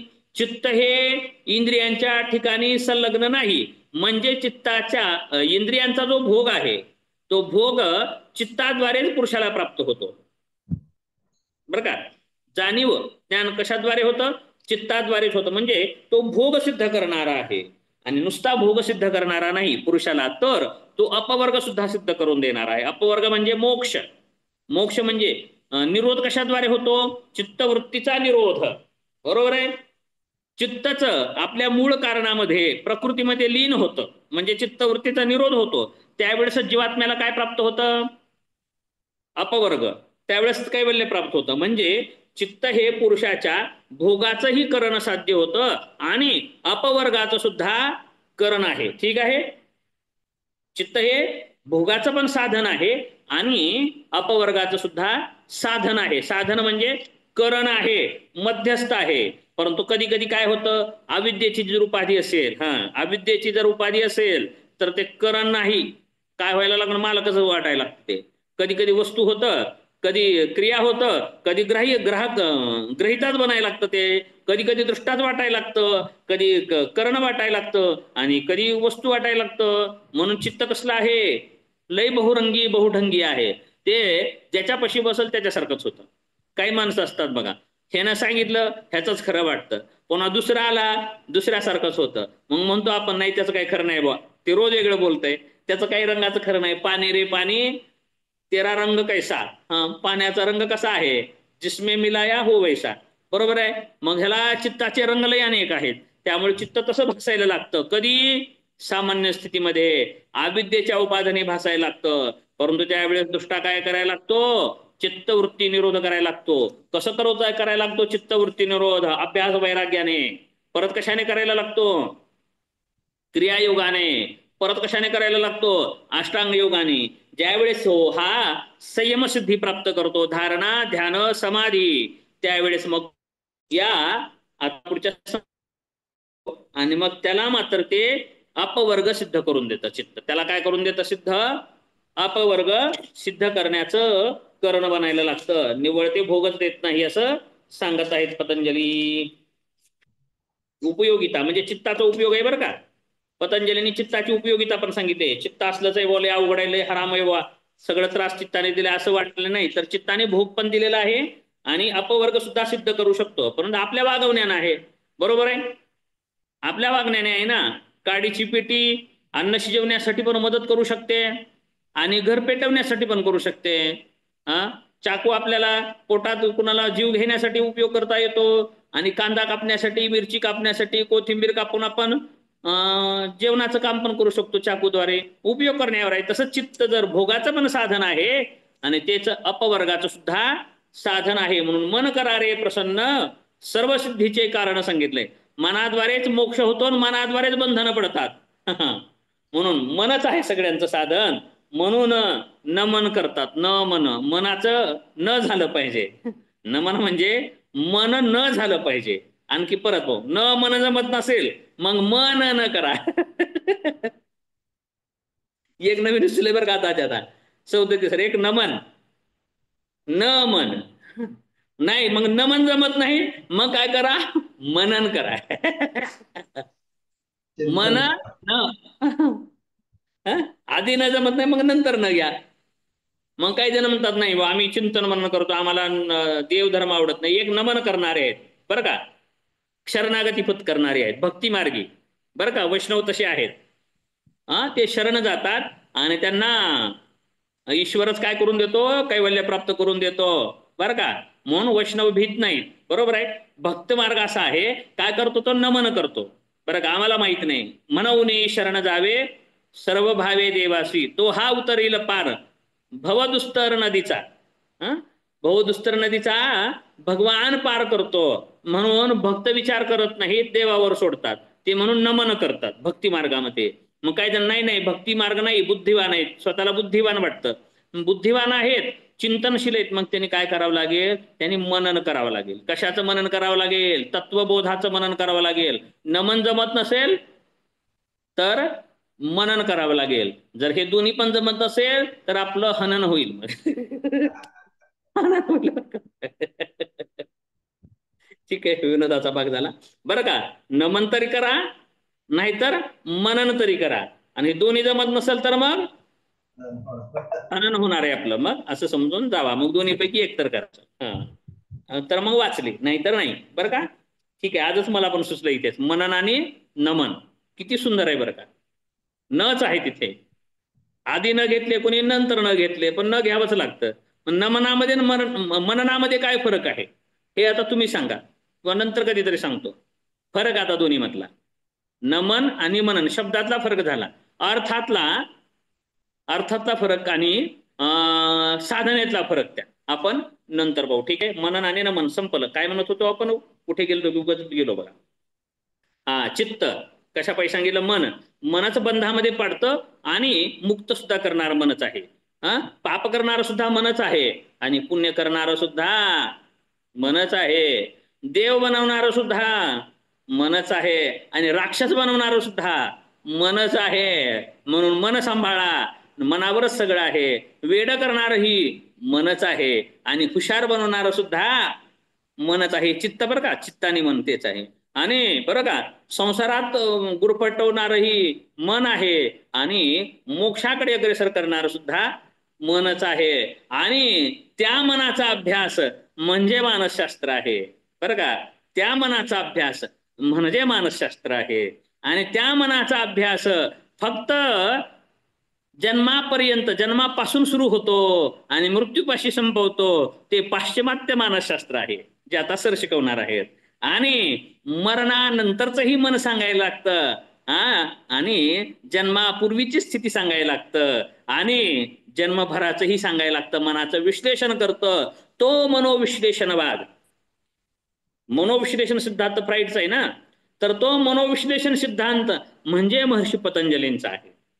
म्हणजे मनाचं समग्र विश्लेषण जर कुठाला असेल तर ते पातंजली योग दर्शनामध्ये असेल बरं का. म्हणून मनाला ओळखायचंय तर योग दर्शनाचा स्वीकार करावा लागेल, चित्ताचा स्वीकार करावा लागेल बरं का. विटले हे चित्त प्रपंचापासून, तुकोबराय सुद्धा म्हणतात बरं का. विटवतं सुद्धा चित्त, चित्तच विटवतं प्रपंचापासून. विटले हे चित्त प्रपंचापासून, वमन हे वमन ते मने बैसलेशे. म्हणजे वमन म्हणजे काय, उलटी जशी घाण वाटते तसं घाण वाटायला लागलं म्हणे प्रपंच मला. प्रपंच वो सरो चित्त तुझे पायी मुरो. तुकोबरायची गाथा तर चित्ताचं विश्लेषण खूप करते. म्हणून पातंजली योग दर्शन आणि तुकोबरायची गाथा मला खूप समन्वय वाटतो. एवढं सहज सहज सुंदर सांगितलं की बस. मग ते म्हणतात चित्ताविषयी खूप बोललेलं आहे तुकोबरायांनी. म्हणून चित्ताचं प्रपंचामध्ये गुरफटवतं आणि प्रपंचाचं त्यागही करायला होतं. म्हणूनच मोक्षाचं साधन हे चित्त आहे. म्हणून करणं हे चित्ताच्या ठिकाणी काही आहे का सांगा आता. हठयोग, वमन करा, विरेचन करा, आणखी परत काय करा, शुद्धी क्रिया करा, आणि पुरा मग ते वज्रोली करा आणि खेचरी करा, जिभच कापा, जिभच कापा. आणि जर बोबडं झाल्यावर काय करावं लागेल, हे बी गेलं आणि ते बी गेलं. डोक्याला ताण आहे का नाही. काय काय किती साधनं सांगितलं, वज्रोली, अमरोली, सहजोली. आणि म्हणायला लागले ध्यानाचा प्रकारच सांगा, असलं ध्यान, तसलं ध्यान, तसलं ध्यान. आता हठयोग सांगितलं आहे, हठयोग ग्रंथामध्ये आहे. उपनिषदामध्ये पण एवढ्या भानगडे 34 सर, अवघड अवघड अवघड चाललंय. कुणी म्हणायला लागले हे कसं शिकावं सांगा, हे कसं शिकावं सांगा. ह्या सगळ्या क्रिया कुठं शिकवलं जाईल. आता काय करणार आहोत त्या शिकवून, पतंजलीला शिका ना. म्हणून पतंजलीने खूप सहज केलेलं आहे बरं का. पतंजलीने खूप सोपं करून दिलेलं आहे, सहज करून दिलेलं आहे. परंतु तुका म्हणे सोपे आहे सर्वाहुनी. पण जेवढं सोपं असतं तेवढं सोपं असतं ते शहाणे घेतात, आणि अवघड आहे ते वेडे घेतात. शहाणा तो धनी घेतो येथे बरं का. शहाणे आहेत ते सोप्यात जातात आणि वेडे ते अवघडाकडे जातात. म्हणून अवघड साधना आणि सोपी साधना बरं का, हे कळाली पाहिजे. चला तर मग पतंजलीने खूप सोपं करून दिलेलं आहे, मनाचं विश्लेषण करून दिलंय. नका आम्हाला मोक्ष नको आहे, मग तरी सुद्धा मनाचा तर विषय अभ्यास करायचा आहे. हा, मनाचा जरी अभ्यास करायचा असेल तर योग दर्शनाचा चांगला अभ्यास करा. ठीक आहे, आपण आता पुढे जाऊयात. की तो कुठं आलो होतो आपण? 25व्या सूत्राला आलेलो होतो. सर याचं व्यासभाष्य खूपच सुंदर आहे. हा, व्यासभाष्य खूपच सुंदर आहे सर. खूपच सुंदर आहे हो, व्यासभाष्य खूप सुंदर आहे. खूप म्हणजे खूप म्हणजे खूप, बरं का, खूप म्हणजे खूप सुंदर आहे. अहो पहिल्याच सेमिस्टरला म्हणायला लागले होते या वर्गात की नका भाष्य नका वाचू सर म्हणत होते. मग कशाला आता इथं नाही तर कशाला वाचायचं? प्रथम पाद आपल्याला व्यासभाष्यासह आहे. इथे उदाहरण तरी सर त्यांनी सांगतोय, मस्त दिलं. सूत्र जरी भाष्यानुसार अर्थ समजून घेतला तरी खूप झालं. भाष्यकारांनी याचं विश्लेषण केलंय, खूप सुंदर विश्लेषण केलंय. जर कळत नसेल तर भाष्य वाचा, कळून जाईल सगळं. ठीक आहे, 25वं सूत्र आता कुठपर्यंत आलं? तो अगोदरचं सूत्र पाहूयात. काय सांगितलेलं आहे? पुरुषाच्या भोगासाठी न अपवर्गाचा हेतू चित्त आहे असं सांगितलं. चित्ताला नावच ठेवले होते, चित्ताचं चांगलं सांगितलं. आता चित्तच चांगलं पण सांगितलं. अविद्येच्या उपादाने वाईट ठरतं आणि चित्तवृत्तीनिरोधाकडे अग्रेसर झालं, ज्ञानाकडे अग्रेसर झालं, योग मार्गाकडे अग्रेसर झालेलं चित्त मात्र अपवर्ग सिद्ध करून देणार आहे असं सांगतात. आणि आता पुढील सूत्र सांगतात. थोडंच एकच मिनिट.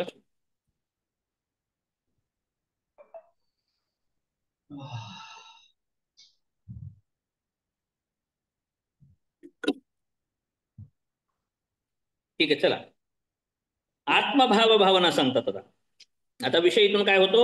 आत्मभाव भावना कशी आहे? विशेषदर्शिन आत्मभाव भावना विनिवृत्ती, म्हणजे समाधिजनित विवेकद्वारा चित्त आणि आत्मा यांच्यामध्ये भेद प्रत्यक्ष ज्यांना झालेला आहे अशा योग्यांच्या स्वविषयक जिज्ञासा समाप्त होते. ज्यांचं समाधिजनित विवेकाद्वारा तत्र ध्यानजम अनाशयम, बरं का, ध्यानज चित्त जे झालेलं आहे, जे समाधीकडे अग्रसर झालेलं जे चित्त आहे, समाधीच्या संस्कारांनी संस्कारित झालेलं जे चित्त आहे, तर त्या चित्ताद्वारा काय झालेलं आहे? आत्मा आणि वेगळेपणा प्रत्यक्ष झालेला आहे. मागील सूत्रामध्ये काय पाहिलं आपण? आत्म्यासारखं पुरुषासारखं भासित होतं चित्त, कधी कधी वस्तूसारखं होतं, कधी करणासारखं होतं. मग हे तिन्ही प्रकारचं भासित व्हायचं चित्त कुणाला आहे? ज्यांना अविद्या उपाधी आहे. परंतु ज्यांनी समाधी मार्गाद्वारे संस्कारित केलेले चित्त असेल तर त्यांना काय झालेलं आहे? विवेक प्राप्त झालेला आहे. कसला विवेक प्राप्त झालेला आहे? तर आत्मविवेक प्राप्त झालेला आहे, बरं का. त्यांना पुरुष ख्याती प्राप्त झालेली आहे. मग त्यांना आत्म्यामध्ये आणि चित्तामध्ये असणारा भेद, आत्म्या आणि चित्तामध्ये असणारा वेगळेपणा दृष्टीस आलेला असतो. म्हणून त्यांना आता स्वविषयक, कशाविषयक जिज्ञासा? स्वविषयक जिज्ञासा, स्वतःविषयक जिज्ञासा राहिलेली नसते. आता काय झालेली आहे? स्वतःविषयी जिज्ञासा संपलेली आहे. कुणाची? विशेषदर्शिना, म्हणजे ज्यांनी विवेक ख्याती प्राप्त केलेल्या पुरुषांची जिज्ञासा समाप्त झालेली आहे. स्वविषयक जिज्ञासा ही काय म्हटली जाते? आत्मभाव भावना. कसली भावना आहे ती? आत्मभाव भावना म्हटली जाते. पुढील सूत्रात आता सांगतात, तदा विवेक निम्नम प्राग्भारम चित्तम. विवेक ख्याती प्राप्त झाल्यावर, अर्थात बुद्धी व जीवात्म्याच्या भेदाचे ज्ञान झाल्यावर चित्त विवेक मार्गाकडे चालणारे व मोक्ष प्राप्त करविण्याच्या सामर्थ्याने युक्त होते. चित्त कसं होतं? असे मार्गक्रमणा चालू असता विवेक ख्याती म्हणजेच, विवेक ख्याती म्हणजे पुरुष आणि प्रकृतीच्या भेदाचं ज्ञान, बरं का. इथं जीव ब्रह्माचं ऐक्य ज्ञान नाही, इथे आणखी कशाचं ज्ञान नाही? आत्मा आणि परमात्म्याचं मिलन नाही, इथे शिवशक्तीचं मिलन नाही, कुंडलिनी जागरण नाही. काही जण इथं पण कुंडलिनी जागरण शिकवतात, योग दर्शनात शिकवतात कुंडलिनी जागरण. काय करावं लागेल? ऐकतात लोक. कुंडलिनी जागरण इथं पण सांगतात, इथं पण आत्मा परमात्म्याचं मिलन सांगतात, जीव ब्रह्म ऐक्य झालेली इथं पण सांगतात. आता काय करावं लागेल? असं नाही बरं, इथं नाही. इथं काय आहे? आत्मा वेगळा आणि प्रकृती भिन्न आहे, हे ज्ञान. विवेक ख्याती म्हणजे काय? 37 सर, एकत्र ज्ञान नाही. आत्मा वेगळं आणि प्रकृती वेगळी आहे ह्याचं ज्ञान, दोन्ही एक आहे असं ज्ञान नाही. असं जेव्हा ज्ञान झालेलं असतं, कशाने? विवेक ख्यातीने झालेलं असतं, तेव्हा साधक चित्तामध्ये विवेकाने अपुरीत झालेला असतो. आणि प्रागभार, प्रागभार काय झालं? तो अग्रेसर झाला. कुणकडे झाला? प्रस्थान केलं त्यानं, कैवल्य प्राप्तीकडे जायला लागला. आता कुणीकडे जायला लागला? कैवल्य प्राप्तीच्या मार्गाकडे. आता चित्त कैवल्याकडे नाही लागले बरं का. आलेलं होतं चित्तवृत्ती निरोधा. मग खूप सुंदर सांगितले पतंजलीने, फिरून फिरून फिरून पहिल्या सूत्रावर आणलं बरं का. जिथून सुरू केली ती, जिथं सुरुवात झाली होती तिथे आणलेलं आहे. आणि आता कैवल्याकडे नेणार आहेत, कारण या अध्यायाचं नाव आहे आपल्या कैवल्यपाद. तर ते कैवल्य सांगणार आहेत आता पुढे. काय सांगतात? पुढील सूत्रामध्ये निर्बीज समाधीची पूर्वस्थिती सांगत आहेत आता बरं का. आता मागील सूत्रामध्ये 26व्या काय सांगितलं? विवेक ख्याती प्राप्त झालेलं चित्त कैवल्याकडे अग्रेसर झालेलं असतं. विवेक ख्याती प्राप्त झालेले चित्त कुठे चाललंय? कैवल्य प्राप्तीकडे झालेलं आहे. ठीक आहे. मग आता कैवल्य प्राप्तीच्या पूर्वी म्हणजे कशाच्या पूर्वी? निर्बीज समाधीच्या पूर्वी. निर्बीज समाधीच्या पूर्वी काय स्थिती असते, कोणती दशा असते, ती आता या 27व्या सूत्रात सांगत आहेत. 27व्या सूत्रात काय सांगत आहेत? कैवल्य प्राप्तीच्या पूर्वीची किंवा निर्बीज समाधीच्या प्राप्तीच्या पूर्वीची स्थिती सांगत आहे त्या सूत्रात. ठीक आहे, लक्ष द्या. काय सांगत आहेत? तच्छिद्रेषु प्रत्ययांतरानी संस्कारेभ्य, जेव्हा त्या चित्ताचा प्रवाहाच्या माध्यमातून व्युत्थानकालिक संस्काराच्या कारणामुळे अन्य संसारिक ज्ञान सुद्धा येत राहतं. काय आहे आता इथे त्याला विवेक ज्ञानाच्या प्रवाहामधून जात असताना सुद्धा त्याला व्युत्थानकालिक, व्युत्थान म्हणजे समाधी, व्युत्थान म्हणजे काय सांगतोय? समाधी नंतरची स्थिती. आणि नाही, व्युत्थान म्हणजे समाधी पूर्वीची स्थिती. चुकलं, थोडं गडबड झाली. काय? व्युत्थान म्हणजे समाधी नसलेली स्थिती. व्युत्थान म्हणजे समाधी नंतर अगोदरची स्थिती, म्हणजे समाधी प्राप्त नाही आताची स्थिती. तर मग समाधी मार्गाकडे कैवल्याकडे अग्रेसर होत असताना सुद्धा, विवेक ख्याती प्राप्त झालेली असताना सुद्धा लगेच त्याचे संस्कार नष्ट झालेले नसतात. कशाचे? संसाराचे. संसाराचे संस्कार नष्ट झालेले नाहीत सर, सौदत्ती सर. मग त्याला या काळामध्ये संसारिक जे ज्ञान आहे ते सुद्धा चित्तामध्ये उपस्थित असतं. कधी? कैवल्य प्राप्तीच्या निर्बीज समाधी प्राप्तीच्या अगोदरच्या स्थितीमध्ये हे स्थिती राहते. मग आता काय आवश्यक आहे? मग निर्बीज समाधी कधी प्राप्त होईल? ज्या वेळेस सगळेच संस्कार नष्ट होतील, ज्या वेळेस सर्वच संस्कार नष्ट होतील, सगळे संस्कार त्यावेळेसच काय असेल? निर्बीज समाधी प्राप्त होईल. मग आता त्या संस्कारांचा विनाश करणं गरजेचं आहे. ते 28व्या सूत्रात सांगत आहेत. काय सांगत आहेत 28व्या सूत्रात? पहा. हानमेषाम क्लेशवदुक्तम, हानमेषाम, हानमेषाम, हान पाहिले आपण, हेय, हेय हेतू, हान आणि हानोपम.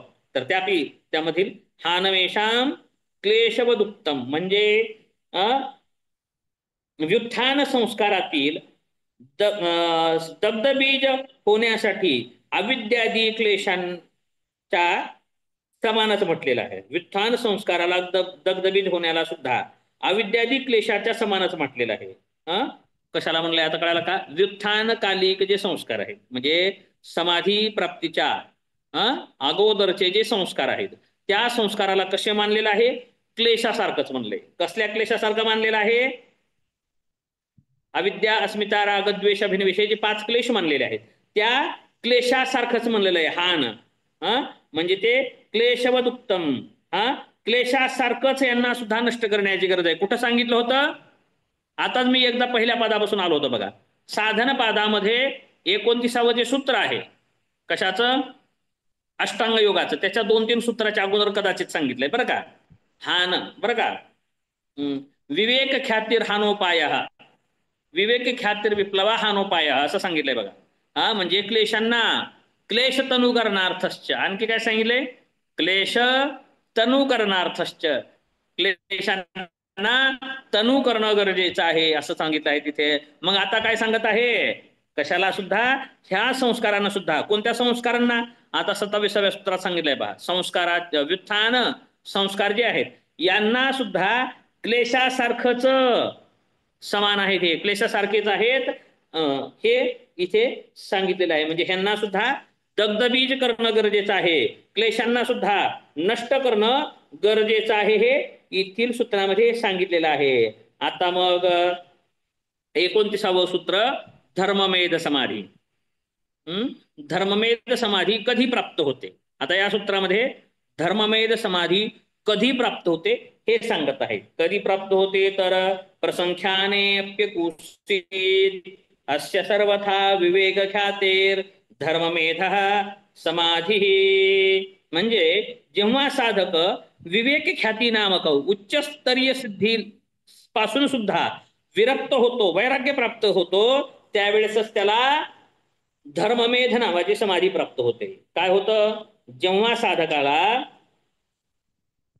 विवेक ख्यातीमध्ये सुद्धा विरक्ती प्राप्त होते. आपण काय सांगितलं आता, संस्कार जे आहेत त्यांना दग्धबीज करण्यासाठी उपयोगी काय ठरते? विवेक ख्याती. विवेक ख्याती म्हणजे पुरुष आणि प्रकृतीचं ज्ञान, म्हणजे तत्त्वचं ज्ञान. हे ज्ञान प्राप्त झाल्यानंतर सगळे संस्कार नष्ट होतात म्हटलेलं आहे, आणि त्यामुळे विवेक ख्यातीचं ज्ञान झालं.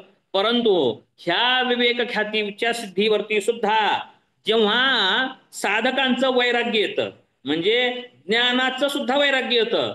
आता सांगतो मी उदाहरण, गेल्या वेळेस हेच दिलं होतं, बरोबर आहे. कसं, शेतात आता कुणी गेलेलं नसेल तर शेताने जात आहेत, स्लीपर घातलेला आहे, परंतु लय काटे असतात मोठे मोठे. कुठं काटे असतात? वाटेने. कधी कुणी खेडेगावात गेला असेल तर सगळे लक्ष द्या. काटे कुठाने जात होतो आम्ही. जात असताना काटा टोचला पायामध्ये, काटा टोचला, मग आपण बाबा म्हणून आपण दुःखी झालो. मग आता कसं करायचं? काटा रुतलेला आहे, पायामध्ये काटा खुडलेला आहे. इथं कुणाच्या पायात काटा मोडलेला आहे का? पण कोणी सांगेल का? कदाचित नसेल वाटते मला तर. सगळे शहरी बाबू आहे तिथले. काटा तुम्ही नाही मोडला? मोडलाय का? खेडेगावात गेलेत का कोणी? कुणाला मोडलाय? कारण की सांगा बरं, आणखी दुसरे कोणी आहेत का?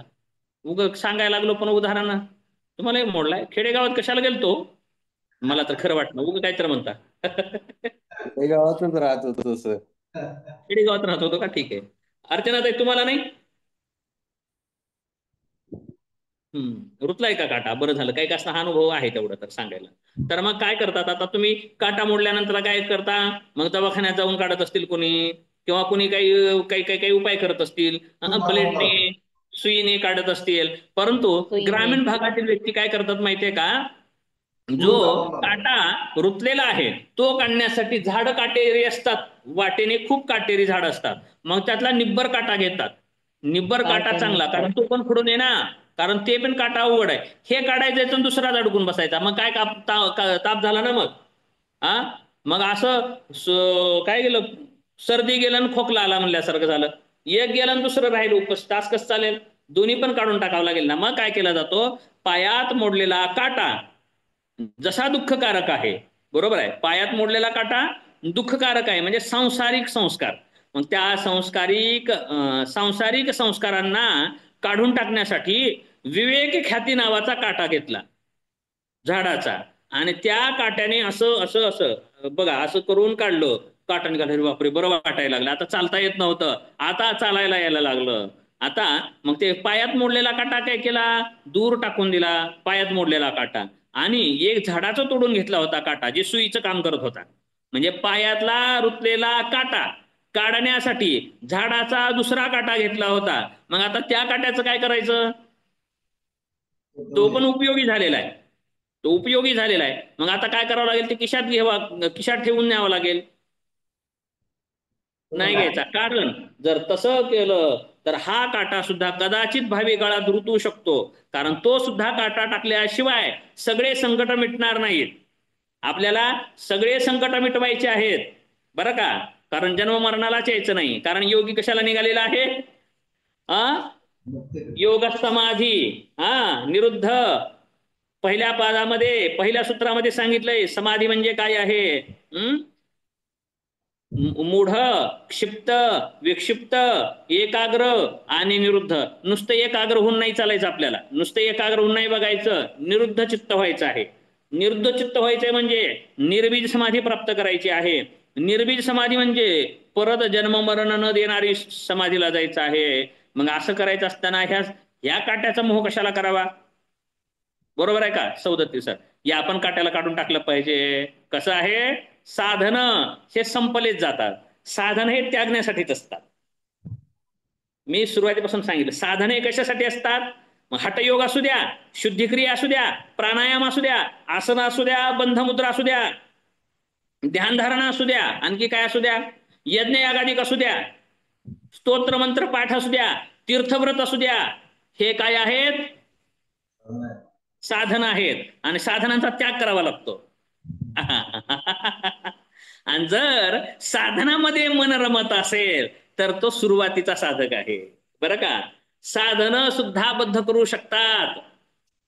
साधन सुद्धा साधकाला जन्म मरणाला आणू शकतात. ठीक आहे, ही साधनं काय केली? इतर जे वाईट प्रवृत्ती संसारिक गोष्टीला दूर केलं. परंतु आता ही साधनं सुद्धा काय करतील? पुढे जाऊ देत नाहीत. पुढे जाऊ देत नाहीत, अहंकार निर्माण करतात.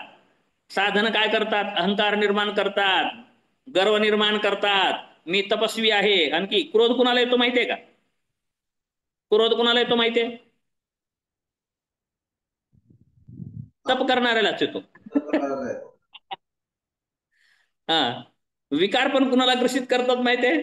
तप करणाऱ्यालाच होतात. किरकिर करणारे बघा बरं, जास्ती साधना करणारेच किरकिर करतात. खूप त्रास देतात ते. अति भयानक वंगळे असतात लोक. घरचे तर लई त्रास घेतलेले असतात त्या लोकांचा. बरोबर आहे? म्हणून जंगलात जाऊन बसतात.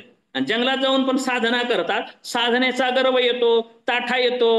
बरोबर आहे? उलट टांगूनच वायूवर जगतात. आणखी काय काय काय काय लई साधनं करतात. असं करतात. मग ह्या साधनानं काय करतात? ही साधनं संसाराला नष्ट करतात. परंतु ही साधनं सुद्धा एकदा या साधकाचा गळा दाबतात. हा, माहित नाही तुम्हाला. हे साधन सुद्धा सगळे कर्मकांड, हे कर्मकांड सुद्धा साधकाच्या उरावर बसून गळा दाबतील. म्हणून सावध व्हा. म्हणून बसमध्ये कधीपर्यंत बसलं पाहिजे? गावाला जाईपर्यंत बसावं. नाहीतर येडा आहे, शहाणा तो धनी घेतो येते. वेडे आहेत लोक. साधनेला पुरगाळून ठेवायचं नसते हो. साधन कशासाठी आहेत? साध्यापर्यंत जाण्यासाठी आहेत. साधन कशासाठी आहेत? साध्यापर्यंत जाण्यासाठी. मग साधनातच बसत असेल तर तो शहाणा म्हणवला जाईल का बरं?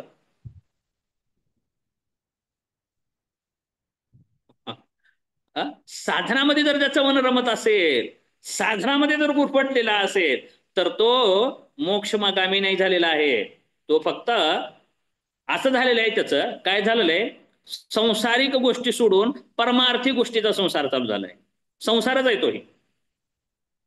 साधन सुद्धा संसारच आहे. एक असतो व्यवहारिक संसार, एक परमार्थिक संसार. फरक काय आहे? ह्या वस्तू गेल्या आणि त्या वस्तू आल्या. बरोबर आहे? जीन पॅन्ट टी शर्ट सोडलं आणि धोती घातली, धोतीचं चालूच आहे. रोज तेच काम चालू आहे. असं धोतर तसं धोतर. बरोबर आहे? तो स्प्रे वगैरे मारत नाही, परंतु दंड, टिळे, टोपी, माळा घालतोच आहे. बरोबर आहे? बूट सॉक्स असलं तसलं काय काय राहणीमान त्यानं बंद केलं बाबा. परंतु काय झालं तरी पण तो स्नान, शुद्धता, पवित्रता, आसन, दर्भ, आचमन, प्राणायाम, कर्मकांड साधनामध्ये गुरफटूनच आहे. दंड कमंडल बंड माझविषयी मुंड मुंडीसी जपा न सार्थक आहे. तर आहे बघा, कोण म्हणतात? हटा तटाने पटा रंगवणी जटा धर्शिका श्री मठाची उठा ठेवका तरी. राम जोशींचं बघा बरं ते गाणं सर्च करा बरं का पुन्हा. काय हटा तटाने पटा लिहून घ्या. ती गाणी चौघांनी सगळ्यांनीच. हटा तटाने पटा राम जोशींचं गाणं आहे बरं का, खूप सुंदर आहे. बघा, तमाशातलं आहे बरं का ते गाणं. तमाशातलं आहे. तमाशामध्ये परमार्थ सांगत आहेत. काय आहे तमाशामध्ये? काय सांगत आहेत? परमार्थ सांगणारे एक तमाशे झाले. आणि आजच्या काळामध्ये कीर्तनामध्ये तमाशे आलेले आहेत. आता काय झाले? कीर्तनात तमाशे आलेले आहेत. जोकर कीर्तनामध्ये तमाशे आलेले आहेत. अगोदरच्या तमाशामध्ये प्रबोधन होतं. तमाशामध्ये मुक्तीची साधना सांगितली जात होती. बरोबर आहे. तमाशामध्ये मुक्तीचा मार्ग सांगितला होता. म्हणून मग साधू काय म्हणतात, नाही नाही अपवित्र पवित्र ह्या गोष्टीत बसतात, परंतु देवाला ती आवडत नाही. गवळी यांची ताक पिरे कवन पोरे चांगली, ऐशियांचा छंद देवा. बरं का, देवाला कोण भक्ती केली गोपाळी, आणखी सांगतोय बरं का दोघांना, वैष्णव सौदत्ती सरांना. कोण भक्ती केली गोपाळी, ज्ञानोबराय सांगतात. सोवळी का ओवळी त्याचे उच्छिष्ट मी कवळी गिळी. ज्ञानोबराय ज्ञानेश्वरीमध्ये सांगतात, गोपाळांनी कसली भक्ती केली ती, सवळं निसून केली होती का, सोहळ्यात स्वयंपाक करत होते का, सोहळं निसून नैवेद्य दाखवायला येत होते का, कृष्ण सांगतात नाही. परंतु मी काय करत होतो, त्या गोपाळांचं उष्ट खात होतो म्हणे. मग ते गवळे यांचे ताक पिरे, ताक म्हणजे ते तूप मिळत नव्हतं त्याने, ताक पिणारे होते म्हणे. तूप नसतं ताक पिणाऱ्यांचं, अंगाचा वास येत होता म्हणे त्यांच्या. बरोबर आहे. ताक दूध दह्यामध्ये राहणारे पाहत असतात कसा वास घुमट येतो. आशांचे मला सेवा आवडते म्हणे, आशांचं मी उष्ट सेवन केलेलं आहे. बरं का. थोर प्रेमाचा भुकेला हाची दुष्काळ तयारा, काय तर आहे बघा एक आणखी. बोरे खाई भिल्लिनीची बोरे खाल्लेली आहेत. कुबजेशी संघ केलेला आहे. पहा आणखी काय काय काय काय देवानं केलेलं आहे. असला एवढा भिकारी आहे देव, प्रेमाचा भुकेला आहे. त्यामुळं रामजोशी सांगतात बरं का त्या तमाशामध्ये, हे काही नाही, प्रेम सर्वस्व आहे, भक्ती त्याला म्हणलं जातं, बाकीचं अवडंबर आहे असं सांगतात. हटा तटाने पटा रंगवणे जटा, धरी का श्री मठाची उठा ठेव का तरी, दंडक मंडुल बंड माझविषी, दंडक मंडुल बंड माझविषी, मुंड मुंडशी जपा न सार्थक लटक्या साऱ्या गप्पा म्हणे. हे काही नाही लटकय म्हणे, दाढी वाजवून सोवळं ओवळं हे ते. परत पुन्हा सांगितलं, जाळीशी तिळा तांदुळा तुपा म्हणे. बरं का, तिळ तांदूळ तुप जाळून काय करतो म्हणे. खूप सुंदर वर्णन केलंय बरं का. विचार काय सांगायचंय, तत्वविचार त्यांनी तमाशात मांडलेला आहे. काय सांगत होतो मी तुम्हाला, काय सांगायचं होतं, म्हणजे साधनं ठीक आहेत या विवेक ख्यातीमध्ये आपलं. कारण आता किती सूत्र उरलेत, 34 सूत्र आहेत अर्चनाताई, 5 सूत्र उरलेत बरं का. म्हणजे आपल्याला उद्याचा तास घ्यायचंय. म्हणजे आपण 18-19 पासून जवळपास 9 सूत्र 10 सूत्र घेतलेत. त्यामुळे आजचं झालेलं आहे, काळजी करू नका, वेळ व्हायची. 9च्या आत थांबवतो मी, 9ला थांबवतो, फारसं असं काही घेणार नाही, काळजी नसावी. 9 पर्यंत तर आहे तिथपर्यंतच घेतोय, नाहीतर तुम्ही लिहू पण होऊ शकता, असं काही नाही बरं का. जे ऐकत आहेत त्यांना सांगतोय. बाकीचं इथं एवढं सूत्र आहे, आणि जरी सूत्र गेलं तरी मागचं आणखी सूत्र तुम्हाला सूत्र लावेल बरं का. सूत्राला सूत्र म्हणजे सूत्र लागेल या अर्थानं होईल. उद्याच्या तासामध्ये आपण कैवल्यपात संपवणार आहे. मागील वर्षी तरी एक सूत्र खूप वेळ घेतले होते मी. मागील वर्षी एक सूत्राला खूप दिवस, 2-2, 3-3 दिवस घातले होते, खूप वेळ झाला. त्यामुळे यावेळेस तरी फास्ट झालेला आहे, पण सुंदर झालेला आहे, व्यवस्थित झालेला आहे. तर काय सांगत होतो मग, सौदत्ती सर, जसं तो काटा रुतलेला काढून टाकावा लागतो, तसा साधन रूपी काटा सुद्धा काढावाच लागतो. बरोबर आहे. गाडी तुम्ही घरात घेऊन जाता का, 4 व्हीलर मध्ये जाता, भारी गाडी घेता, मग घरात घेऊन जाता का गाडी, भारी गाडी आहे म्हणून बाहेर सोडावी लागते ना. ठीक आहे, आता पुढे चप्पल पण भारी आहे, घरात घेऊन जाता का पलंगावरती, मूर्ख आहेत मग घेऊन जात पण असतील, काय सांगतात ते. बुटं घरात घेऊन जातात खूप जण. मग जसं हे साधन आहेत, आणि साधनाचा उपयोग कुठपर्यंत आहे, गरजेपुरताच उपयोग केला पाहिजे, गरजेनंतर ते सोडून दिलं पाहिजे, कारण ते साधन आहे. ते काय आहे, साधन आहे. साधनाचा अंत संभवतो, साध्यापर्यंत जाण्यासाठीच साधन असतात.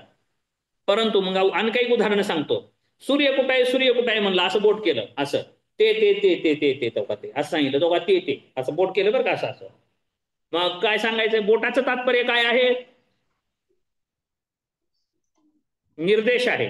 कशाचा निर्देश केलेला आहे, सूर्याची दिशा दाखव, सूर्याची दिशा दाखवली. मग आपण कुठं बघायचं, सूर्याकडे बघावं का बोटाकडे बघावं, सूर्याकडे बघावं का नाही.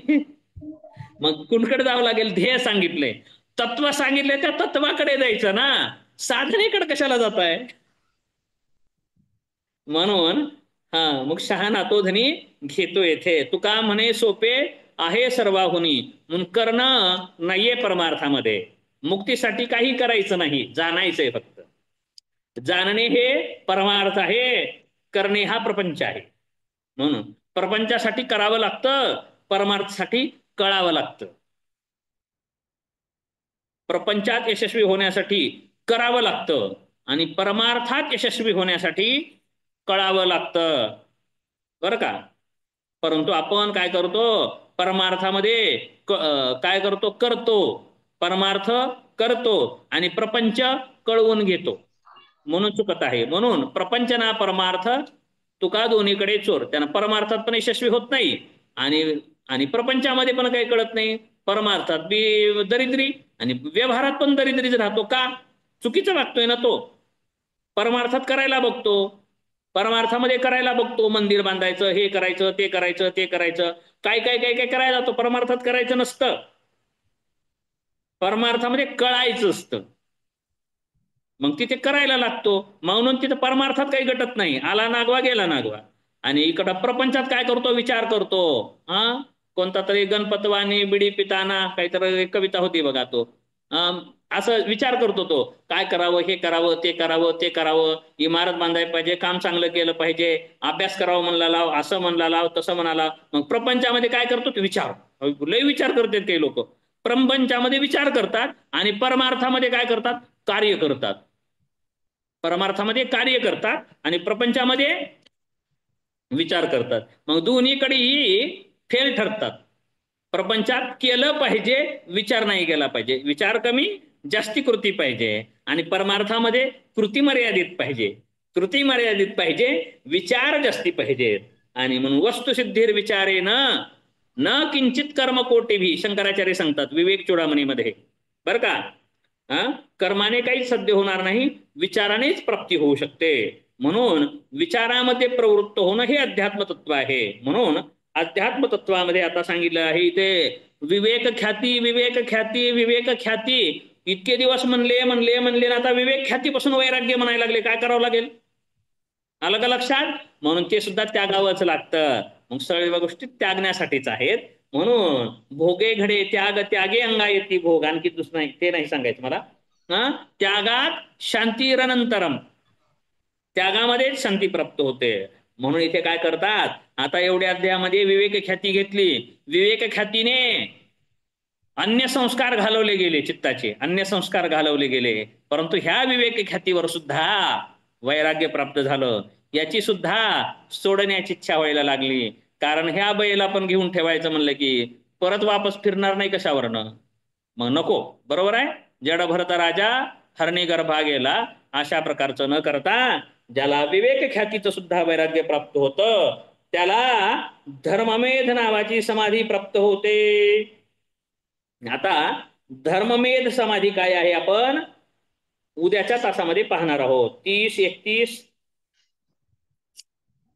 32, 33 आणि 34.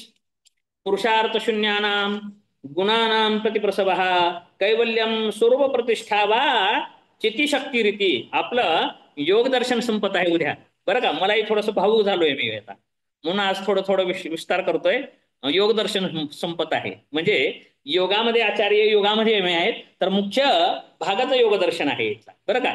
आणि तत्वज्ञान पण संपणार आहे. आता बाकी उरणारे ते हठयोग ग्रंथ आहेत. हठयोग हे अलीकडचे आहेत. हठयोग सांगितल्यानं जास्त क्रिया प्रधान आहेत आणि योग दर्शन हे विचार प्रधान आहे, बरं का. योग दर्शन हे विचार प्रधान आहे, म्हणून विचाराचं विषय संपणार आहे. म्हणून उद्याचा तास आपला शेवट आहे. आपला शेवटचा दिवस गोड व्हावा, सर्वांनी उपस्थित व्हा. उद्या आपण भेटूयात आणि कैवल्याचं सूत्र घेऊन आपण पतंजलीला निरोप देऊयात, पतंजलीला निरोप देऊयात. शेवटचा तास आहे उद्याचा योग दर्शनाचा. ठीक आहे, आपण थांबूयात. हरिओम, नमस्कार.